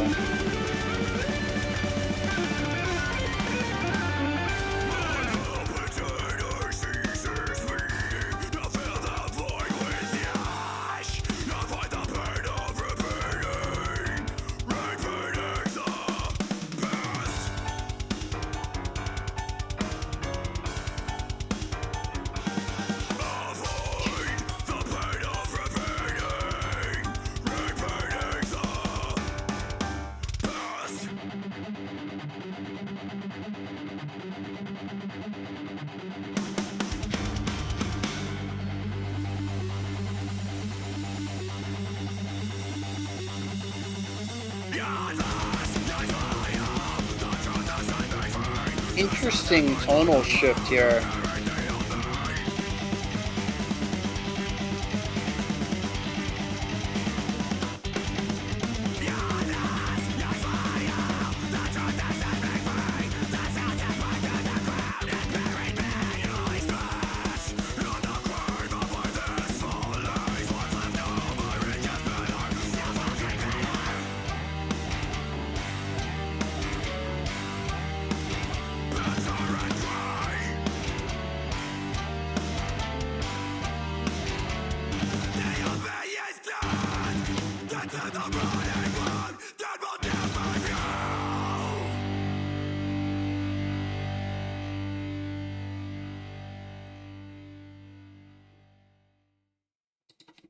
All right, I'm getting on board with this whole ending thing.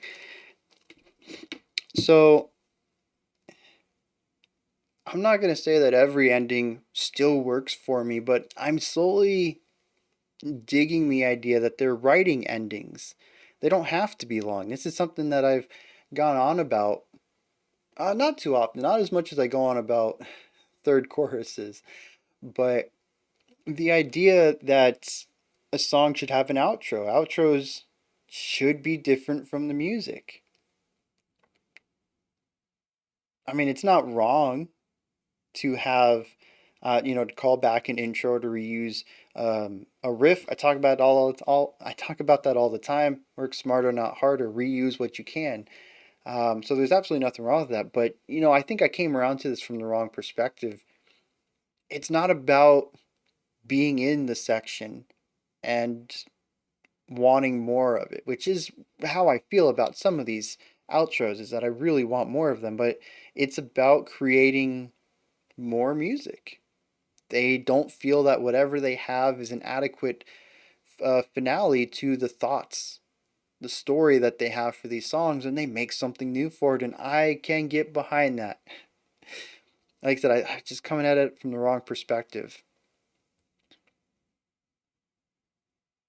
Now, this song, once again, right? Different ideas. This is still that progressive metalcore. We still lean into that full idea every once in a while, but this is sort of jazzy. In fact, our guitar solo pulled in some really spicy notes. And it was the one moment that I really felt they went full jazz for a moment. But we're also introducing a new instrument, a new voice, a new timbre. In fact, we get two of them. One of them I think you might not even have heard. It was so lightly utilized and pushed down into the mix, but we had an accompanying female vocal through our bridge. Not credited at all. The pianist was credited, I think, which is going to be Thomas Vasquez, but I can't find anything about who did those 4 or 5 notes for the female vocals. But yeah, we kind of get a jazzy edge to this, which is interesting because they paired it with one of the just heavy-handed openings. We came in with just this raw aggression. Everything was on a downbeat or offbeat, just very static, very rigid. That's the word I want. Very rigid, very heavy-handed, very weighty. There wasn't any elegance to it. It was just as rough and powerful and rigid as it could be. And this continued to get pushed even after our pianist came in for the first time. The drums were still really rigid, really stoic in um, this not loose, tight, a very tight rhythmic idea.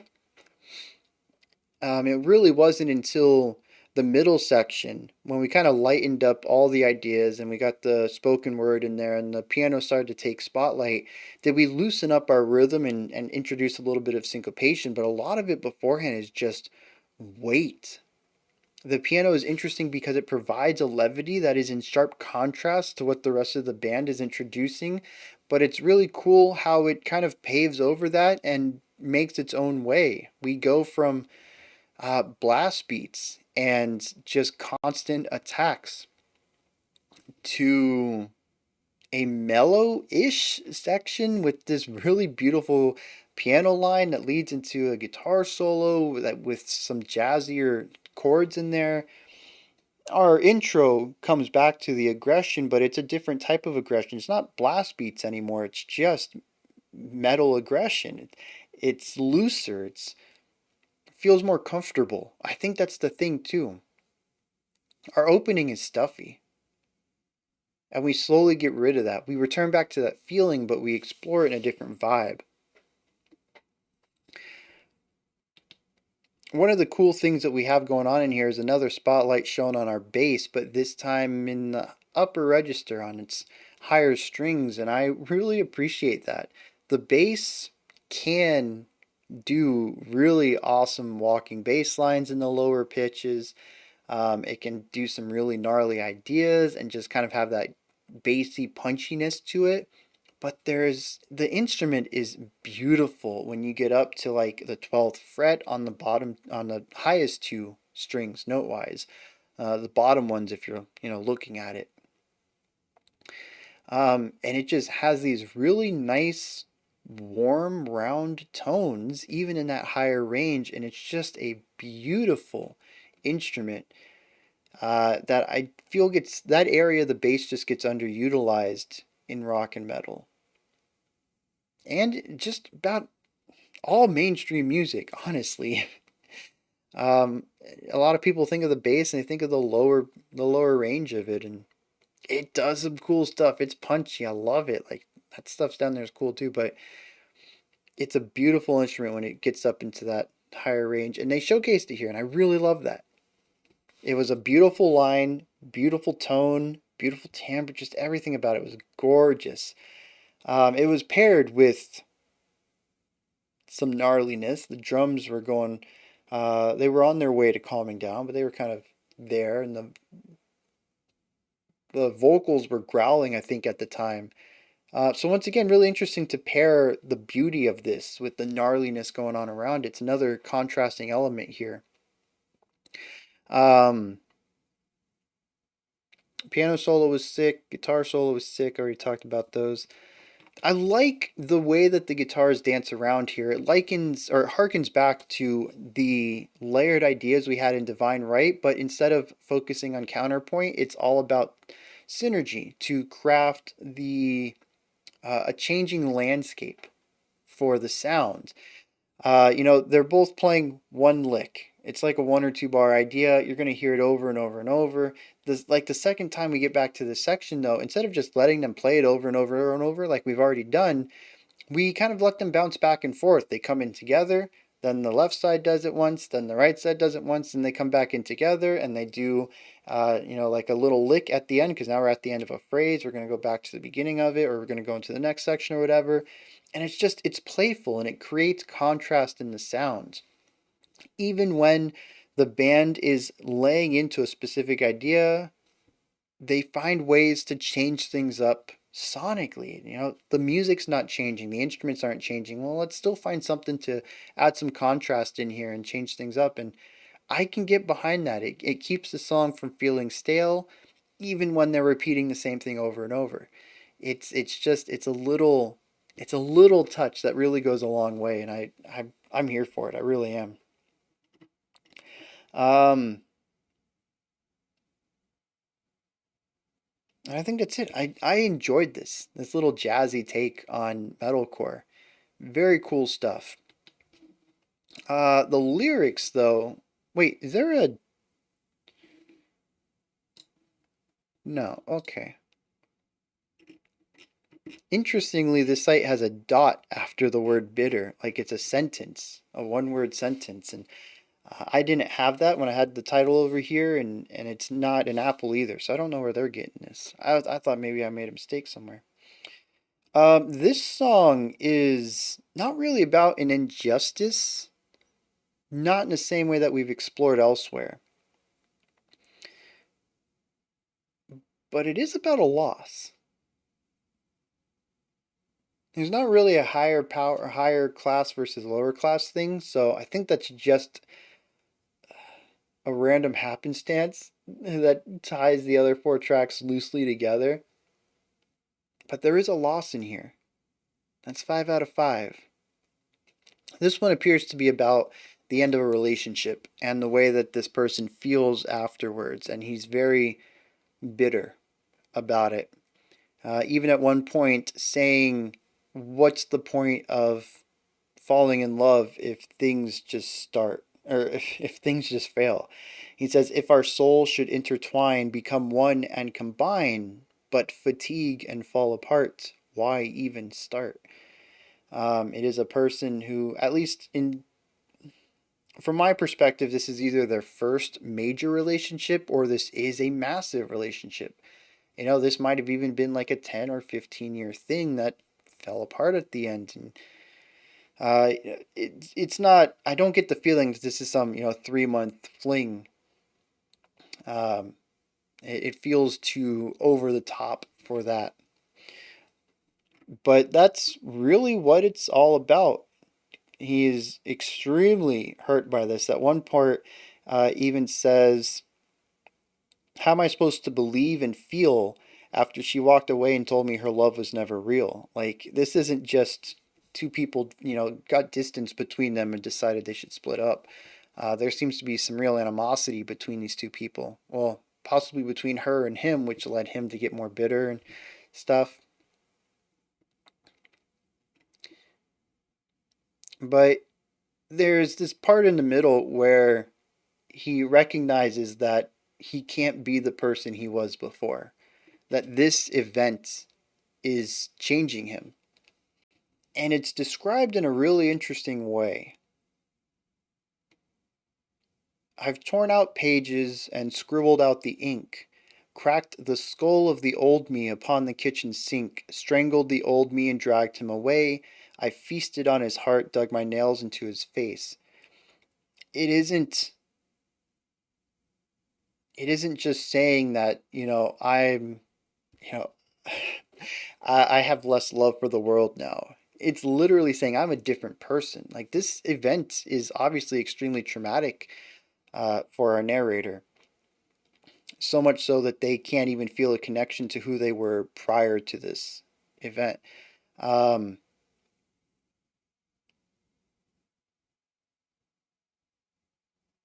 and finishes it off and says that this is a rotting wound that will never heal. That's the very last line of the song. And it's a loss of a relationship, but it's also a loss of love and joy. It might even be a loss of an innocence of a type. This might be the first major heartbreak this person has experienced. And that feeling of having found the right one finally is lost.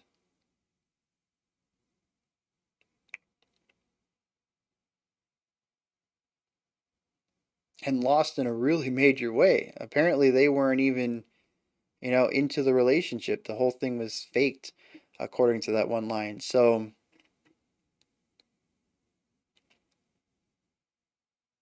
yeah, this whole album just seems to be song after song after song of, man, this sucks. And that's kind of it. It's just song after song of noticing problems without really giving into solutions. Just kind of pointing out where things kind of suck and saying, well, I guess that's that. Which I'm trying not to bring me down. I'm trying not to let it bring me down. But it's kind of a heavy album from that angle. All right, Discobrain. This is the one that the title seemed familiar to me. I'm going to listen to this and see if maybe I've heard it before. Let's dive into this one and see what's going on next. Oh, yeah.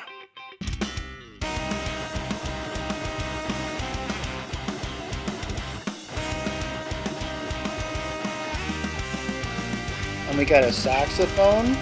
It's very upbeat, different sound, different instrument.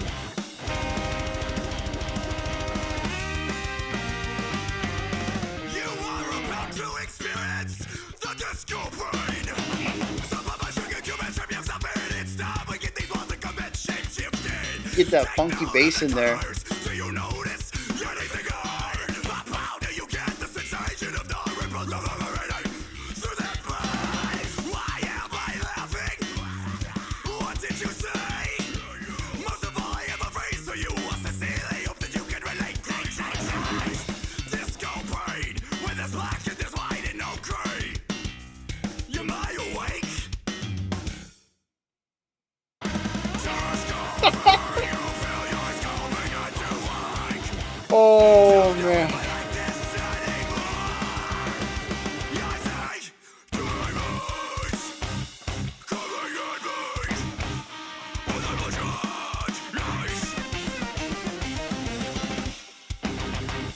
Very nice descending line. Very fun. Distortion. This room is a dance floor, and as far as the eye can see, the colors of your K-pop pulsate as it glows in 3D. Move to the rhythm of my heart and set me free. The water moves to the music as the light waves tickle me. Yeah.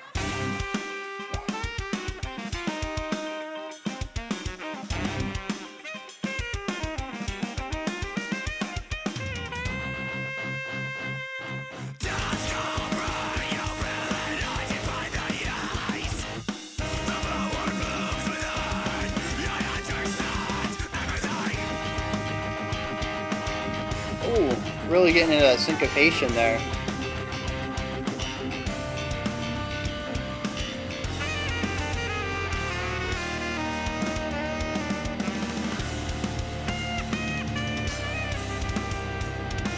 A lot of descending lines in this track.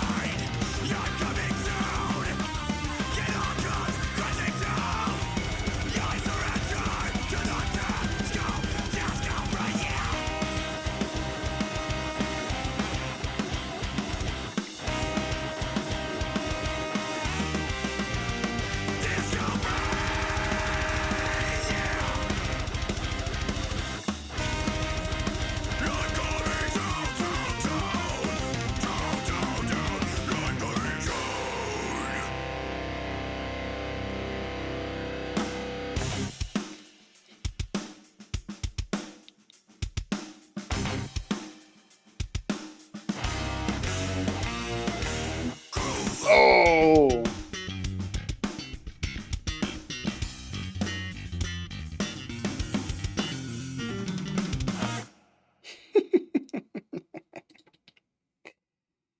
Yeah, that was nice.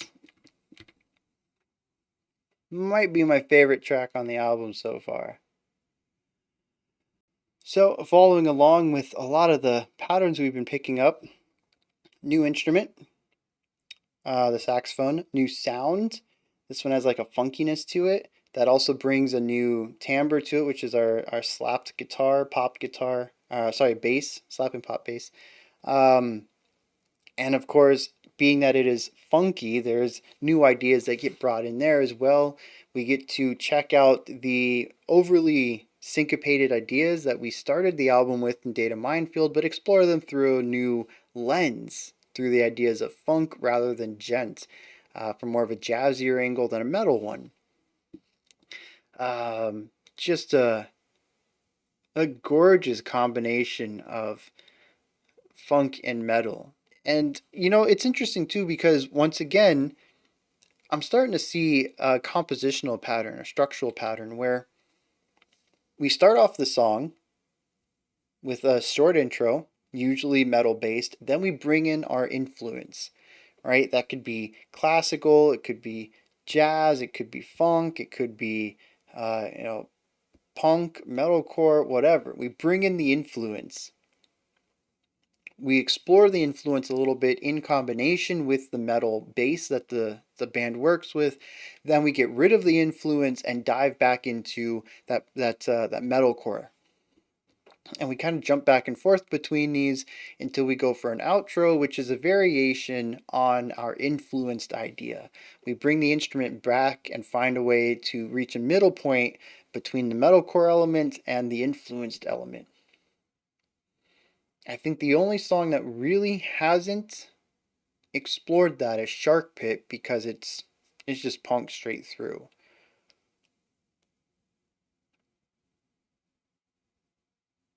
Well, and Data Minefield, it's hyper progressive through most of it.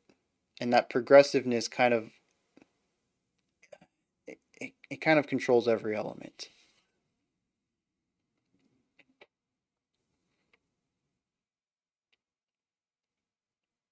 This is a dancey song though. I can't not dance to this. I love more bass spotlight. Give it to me. Interesting to listen to this type of harsh vocal in a funk context. It's not funk per se, but having a saxophone there, the slap pop bass, we're kind of getting there. The drums are a bit aggressive, but even the guitars are a bit fun with it. They're not really doing their metalcore fast moving melodic lines. They're just kind of grooving with everything else. And it's, like I said, just interesting to hear the vocals in this context as well. Um, Another thing I thought was really interesting was a consistent pull down. There's so many descending lines in this. In fact, the most memorable section was where the guitars just kind of held a note or a chord maybe for 4 bars and then came down for 4 bars and then came down for 4 bars and then came down for 4 bars and then came down for 4 bars.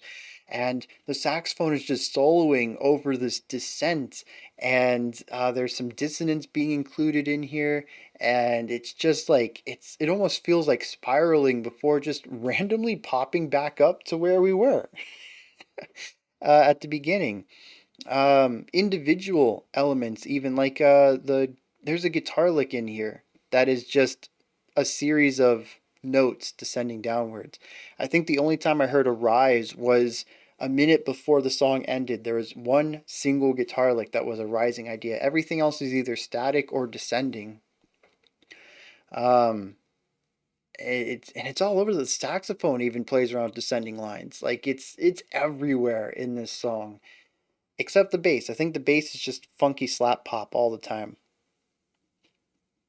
There was that one section I really liked where the vocals said something and then there was a little bit of silence, and I was really expecting a response to this call, and then there wasn't. Oh, what madmen in that group decided to do that? It's just so like pure silence. I think you can hear the reverberance of like a cymbal slowly coming down. I think it was like a bell hit, and you just get the reverb from that, and that's all you get. And then the song just starts back again like nothing. Just oh man. And see, the funny part is, like, I even talked about, I think it was last track or the track before, I was like, I'm getting used to this. This band likes to play with silence. It likes to use silence to, disrupt what they're doing and to signify we're going into a new section.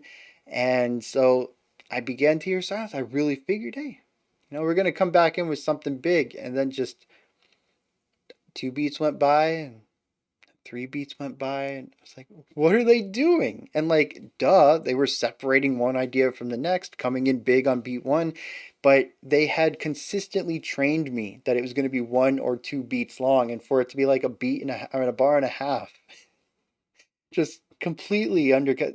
It's like being told if you push this button, you're going to get a cookie. So, you keep pushing it, and then like an hour later you push it and you get zapped, and you're like, well, what's going on? That's not what you promised. And that's what's going on here. They trained me to listen for silence in a specific way, and then they completely go against their own rules. And it's just, y'all are crafty. Very crafty, very sneaky. Um, So yeah, just a fantastic fun song. There's some fun vocals in here. There's fun. The bass is just fun all around. The guitar has some fun lines. I love the sax. The sax is a really neat counterpoint to pretty much everything that's happened so far. Unlike the piano in Bitter, which did kind of lean into some of the dissonance and fast playing that the band has been toying with this entire album, the sax really leaned into suspended notes for a lot of this and going for more of an atmospheric style of playing rather than a fast melodic drive. And I can appreciate that, a push against the band and bring in that contrast. Now, the lyrics here are about drugs. I honestly don't know. There's every other track here has been rather rooted in reality, and this one is full of odd visual distortions. And it says, pop a sugar cube and strap yourself in. It's time for these walls to commence the shape shifting. Take note of the colors. Do you notice anything odd? Do you get the sensation of the ripples reverberating through that bod? Why am I laughing? What did you say? Most of all, I have a phrase for you. I sincerely hope you can relate. Discobrain, where there's black and there's white and no gray. Am I awake? And it's just, it continues to devolve into all of this until it becomes almost a nightmare. At one point, it says your skull begins to ache. Demons come at you with bloodshot eyes. But the room is a dance floor as far as you can see, and the teapots pulsate as they glow in 3D. Um, and it ends with the petals wilting, the grass is dying. What's wrong with me? It's a Discobrain. I'm coming down, it all crashes down. I surrender to Discobrain. So it almost sounds like taking drugs, reaching that high, almost having a bad trip, and then coming down from it. And I wonder if all of those descending ideas in the middle were actually part of the bad trip element with the demons and the dance floor and the pulsating teapots and the headache. I love the lyrics, by the way. They're just, it's very Alice in Wonderlandy, which paired with the growling vocals is just a really cool combination. But a lot of this just kind of rolls off the tongue, and it kind of has like an announcer vibe to the way that the words are composed, which always makes me want to be like, you're about to experience the Discobrain. Pop the sugar cube and strap yourselves in. Like, it makes me want to have a specific voice that is just not the harsh vocals that they utilized here, which creates an interesting dissonance there. Um, but I mean, there's even that one part where the vocals are like center and then right and then center, then left, and then they're like surrounded with them, and it's just like this detachment of reality where like everything was shifting all the time. I think that's what this is. It's a loss of perception, a loss of control, maybe even over what you see, what you experience. Although I feel like I might be stretching that one a little bit. This feels like the one that is least connected to this feeling of loss and injustice. Um, but maybe it's because it's about trying to find a way to cope with all of the issues around you, a loss of innocence and privacy and power, control, community, individuality, joy. The world's kind of bleak, so you turn to drugs.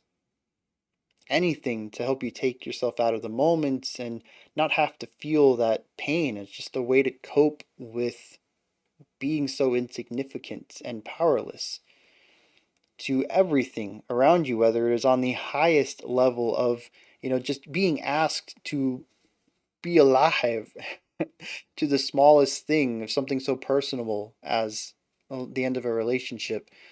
Um, I don't know. The next song is called Epiphany, so maybe I'm on the right track with this.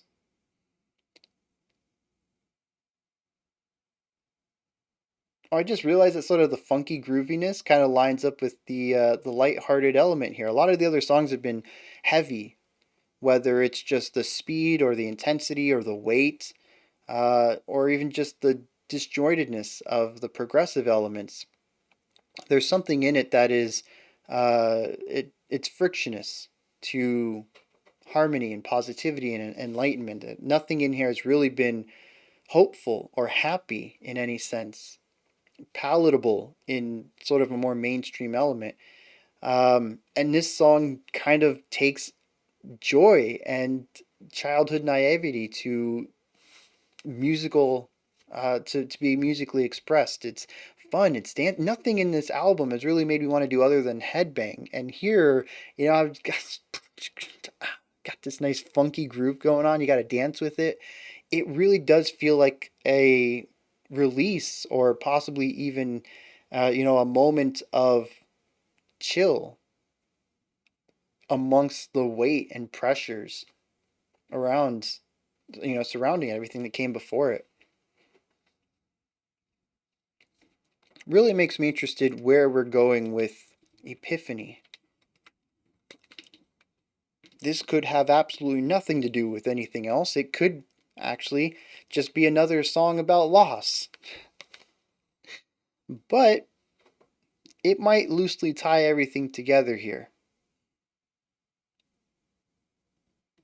I don't know. Let's hit it and find out.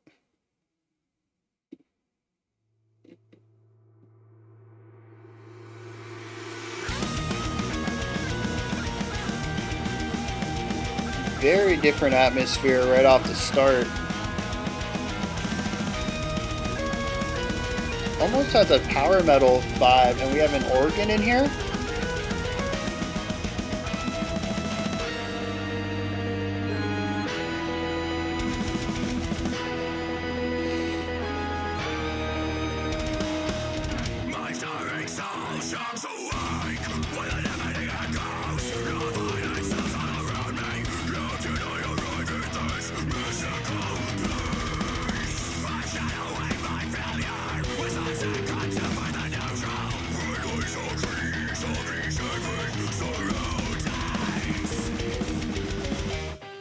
And a marimba?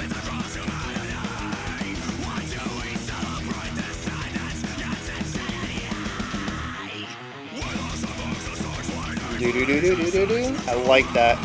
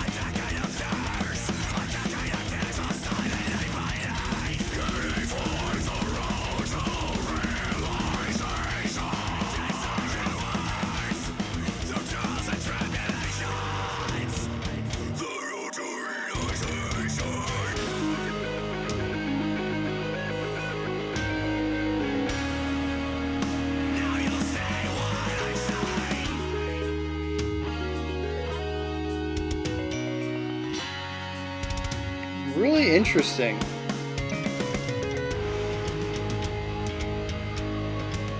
We got a choir in here now.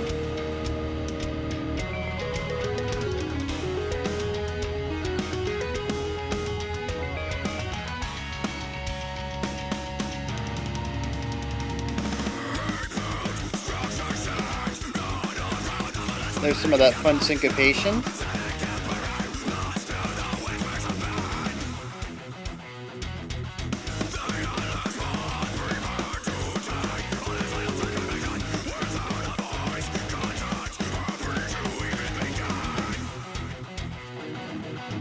I love that fat, punchy bass.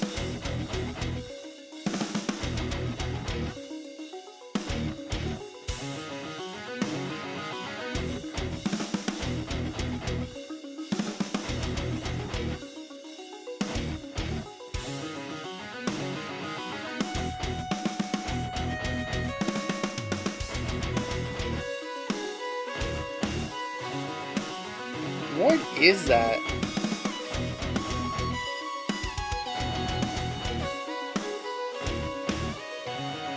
Is that a shamisen?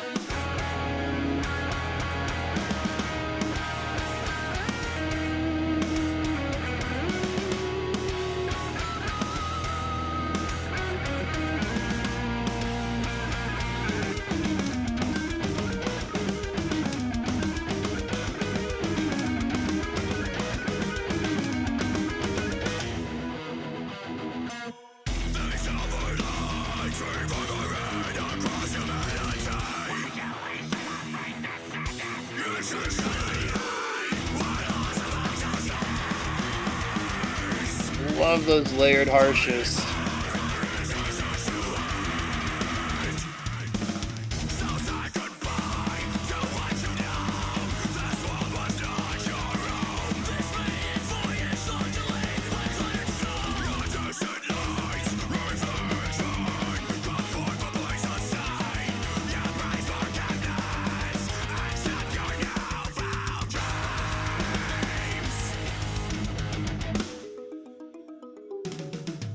What is that?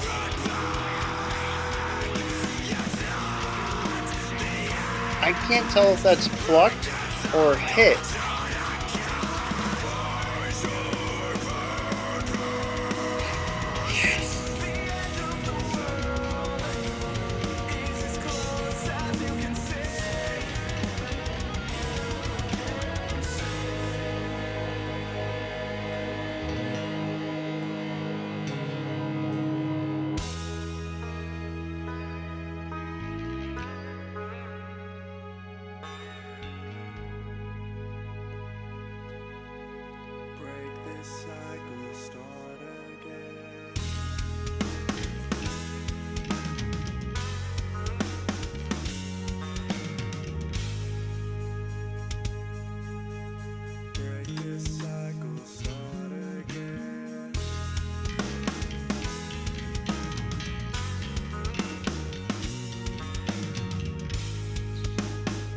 Layers, it's so good.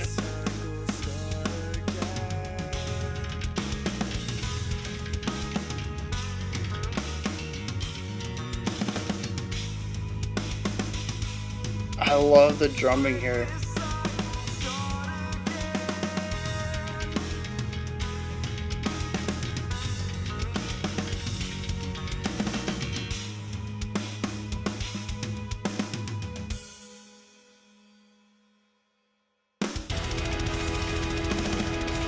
Yeah, they didn't give me that time.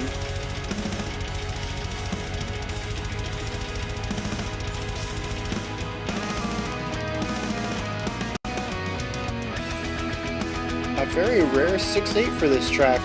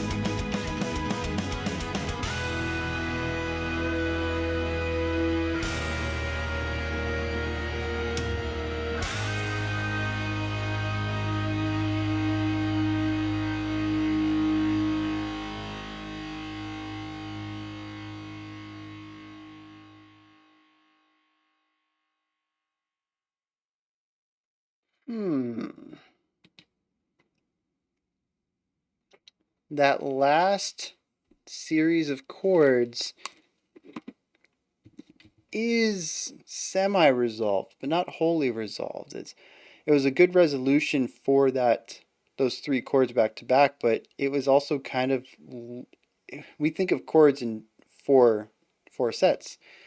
Your home, tension, leading, resolution.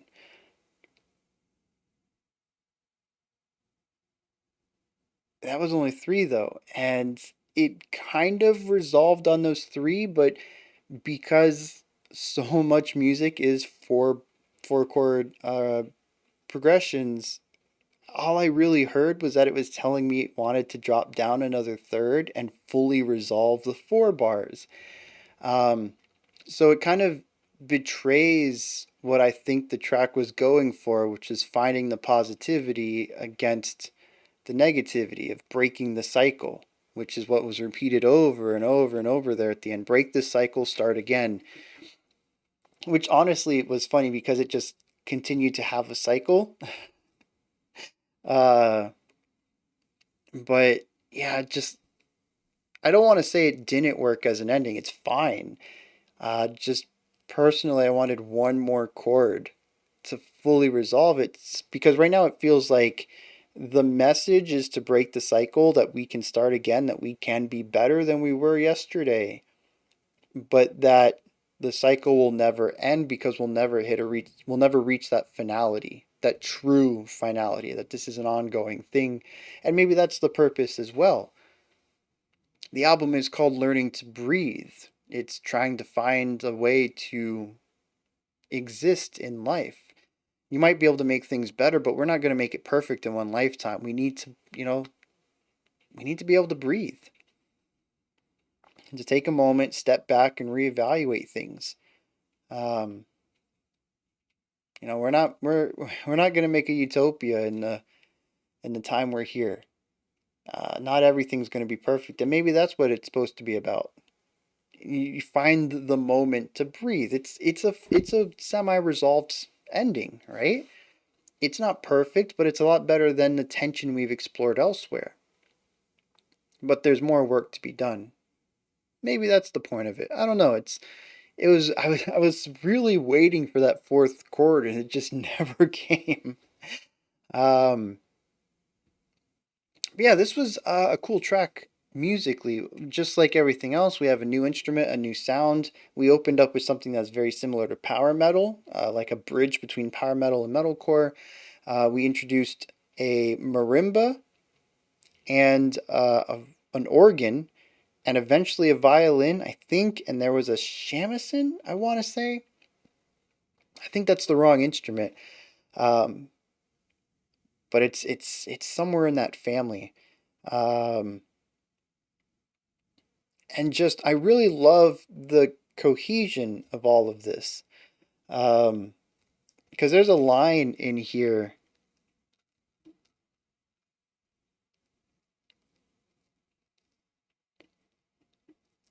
I thought there was a line in here.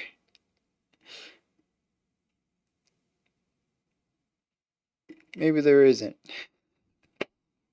Um, I thought there was a line in here about humanity all being one and there being no division, and I thought it was really cool just to have these instruments from different eras and um, areas combined into one song. I thought that was really neat, but maybe that's not a line that was in here. I thought it was. Although there is, we'll get into this when we hit the lyrics, but there is a unification element in here. It just isn't the one I thought it. Um, I also enjoyed how this kind of took us all over the place. We explored some of the driving metalcore sections that always populate half of most of these songs, while exploring something unique to this track, which is heavily layered atmospheric ambient kind of writing. Just very cool stuff, and I love. They were so warm and comfortable. It's like a blanket on a cold winter day. These sections were just marvelous. The way that we would have, the violin and the organ and the bass and the drums and maybe a guitar, maybe the marimba too, and they would all be playing, but they kind of took turns of when they decided to move their individual line and when to hold a note. So it feels like this, almost like a hocket, where the baton kind of gets passed around and a melody does form from each of their individual contributions, but their contribution also makes sense in specifically in the vacuum of their own idea as well. They're just deciding to pause on specific notes and allow someone else to progress their line, and eventually it will get back to them and they'll be able to progress their line again. Just beautiful layered writing. Every bit of those sections was just phenomenal. And I think that's really where this band shines, is that they can do the rule of cool, just make it sound awesome, driving metal stuff, right? Those really sick riffs that just make you want to headbang and just sound great. But they are also masters of a lot of non-metal ideas. They can bring in funk and make it sound funky, not like a metal band attempting funk. They can do the same with jazz. Baroque music, they can layer their melodies like the best of them. And the production is all on point as well. Whether it is just the overall cleanliness of the sound where I can pick everything out, or it's the way that the production is utilized to continue to sell the variety and expressionism, the variety and the expression of the music through the sonic qualities. Just like what I was talking about like a song or two ago. Instead of just running with the same idea, isolate one instrument, isolate the other, bring them back together, play around with what instrument is doing what. Maybe that's not technically a production element, that could just be composition. Just you stop playing, I play together. But it's the panning is the production element. Where things are placed, how you hear the song. And they just bring all of these trades and skills together to craft such a diverse album that feels extremely cohesive. I don't know if there is one component to it that holds it together. The production, I would assume, helps everything feel unified, and possibly even the consistent return to that progressive metalcore sound, the melodic metalcore sound. Maybe that helps as well. But despite every song feeling unique, despite them all utilizing different instruments and borrowing from different influences, it's all sounds Cyborg Octopus. It all comes together, and I love this idea that the album is exploring, which is that life sucks kind of at times, but there's ways to get through that. The lyrics specifically to me seem to be a call to action to not let the negative aspects of the world get you down, that there's going to be a lot of them. And if you let them, you can easily get beaten down, with each one of them being the punch that pushes you further into the ground. But that you need to get through that. It says nothing motivates the flesh that's lost its purpose. You need to find purpose. It says don't look back, it's not the end. Break the cycle, start again. Find your purpose. Oh, this is that line. I knew there was a line about this. The end of the world is as close as you can see. You need to broaden your horizons. You need to open yourself up to other experiences, cultures, people. Um, and I mean, honestly, there is a marvelous video game out there called The World Ends With You that really is about this same idea, that your horizons of your lived experiences are so small. You don't really see too far until you begin to interact with people, until you experience other cultures and ideas and just see the world through everyone's eyes. It's a connected network, which is really interesting that it ties back to the idea of social media. And well, even Shark Pit, because it's about coming together, not dividing. Interesting. Um, but yeah, like the end of the world is the closer you can see. It's you need to be able to expand yourself outside of yourself, right? Your horizons will only expand through others. And yeah, so yeah, okay, we wrap this back up. I'm glad that we got instruments from different areas and eras to help sell this musically, this concept of expanding the horizon um, across the world. You can't allow the evils of the world, so to speak, to cause you to shut down and shut in and become an island. I like how this is called Epiphany.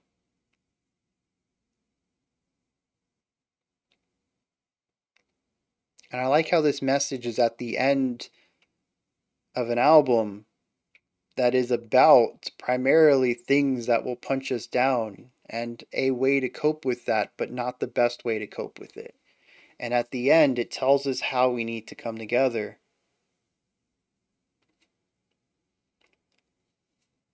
to find out who we are, to find out who, is going to help us in this life, who's going to have our backs, to create community, to find power in numbers.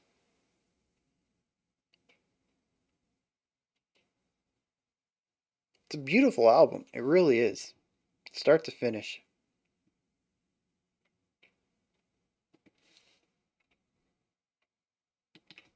Those are my thoughts on Cyborg Octopus's Learning to Breathe. I am going to check out Between the Light and Air. Ooh, that's not the word I would have guessed. Their 2022 album came out in August, to see if it's going to go on my AOTY list this year, because that was a pretty good album. Oh, real quick. Clean vocals. Where were they the rest of the album, man?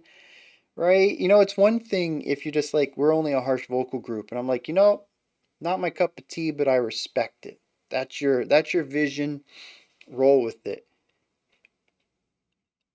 But when you tease me at the end with these clean vocals over harsh vocals, isolated clean vocals that sound gorgeous, where was this in the rest of the album? Again, artistic envision, I get it. It's your thing, you do what you want to do, but like, man, I wanted more of that.